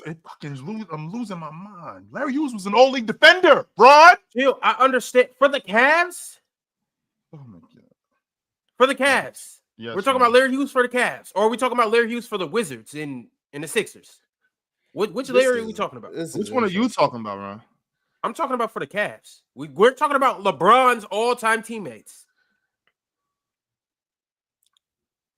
I got Larry Hughes. Damn, Larry Hughes. He wasn't. No You way. got everyone from the 2000s. I feel like, yeah, Not everybody. was still Everyone from the 2000s. Everyone from the 2000s. Shout out to Larry Hughes. Shout out to Larry This is Hughes. nasty. Mars, you don't got Larry Hughes? I don't go D-Wade, so I mean, I'm not telling you. Yeah, okay, all right. See what happens. Void Century said, Lakers media boost motherfuckers to heights they don't even belong in.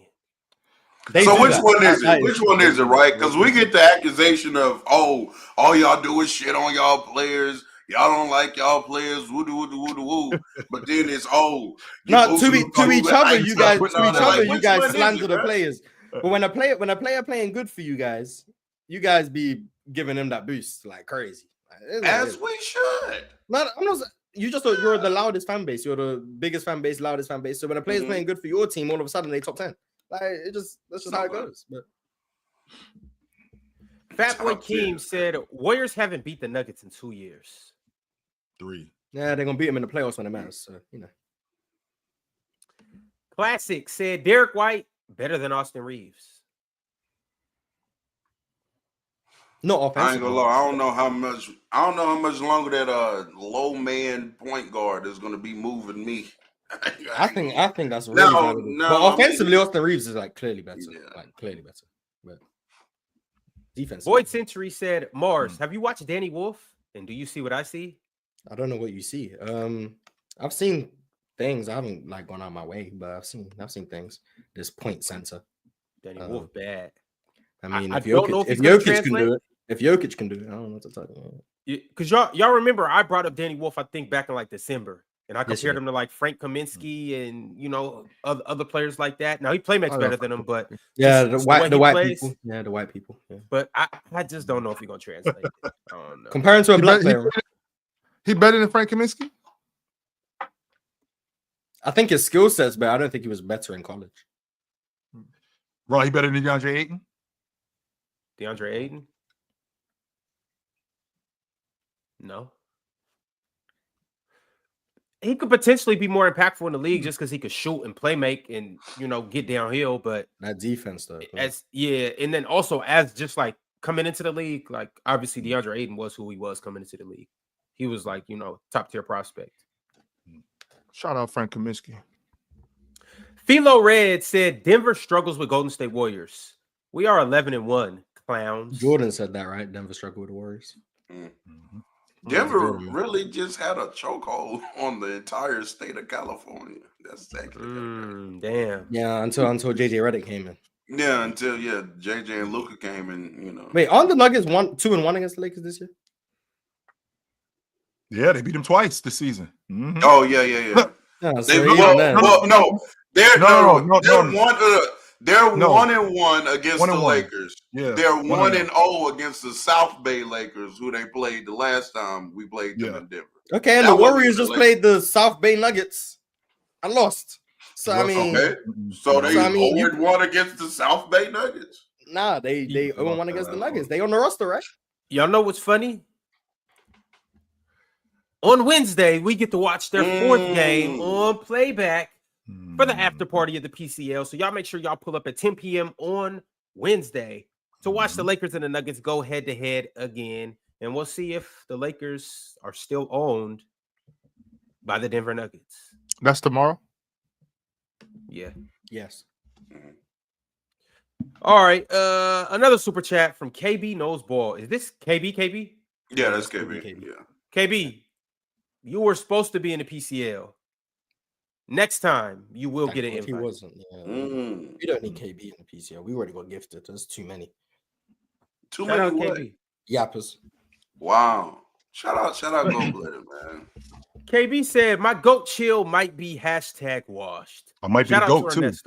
I might be the goat too. I might be the goat too. No, yeah, the goat can be washed. That does happen. I might be my goat, but it can happen. Shout out Ernesto. Yeah, shout out Ernesto for real. Yeah, they call me Ernesto for whatever reason. I ain't never really got that one, but I roll with it. Yo, matter of fact, I know we got to keep moving, Ron. Real talk, you kind of got a Dominican thing going on. I can see the Ernesto thing. You are the second person that has told. Yeah, I am Negro. I am full Negro. I'm black. I get that. Ron. I'm sorry. Black.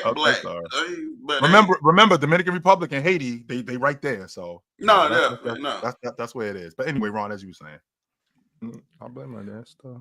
Rock Out Dude said, "We're gonna sweep your sorry ass Rockets." Or Jordan, we're gonna sweep. He a Memphis dude. I think I got the Memphis. Like I said, I think the Rockets lose to whoever. I think Memphis would be the one they have the best chance to beat. I love y'all against Memphis. I do. I love y'all. I love your chances against Memphis. I do. Average Joe said, "Settle this for me real quick. Real random too, but one gotta go. Mac and cheese, cornbread, ice cream, and pizza. Super random, I know, but it needs to be settled." How you put ice cream in there with that? Yeah, ice cream. Yeah, ice cream gotta go. Mac and cheese, cornbread, and pizza. That's all legit. Ice cream, goodbye. Yeah, the cornbread. I'm not getting rid of the ice cream. I'm just saying, how did the ice cream go? I'm getting rid of the ice cream. Ice cream gotta go. I don't even think it twice.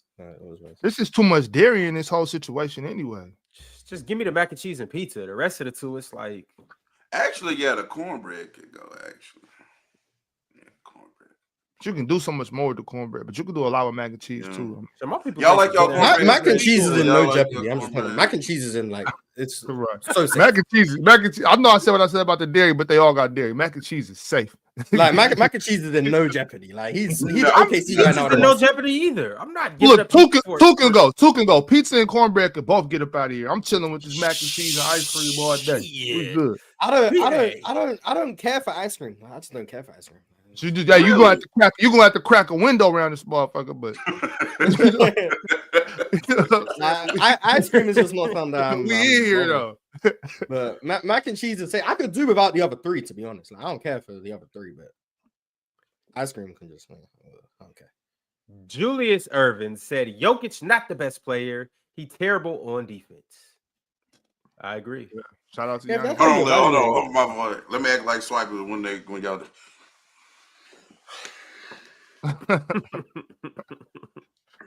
Right.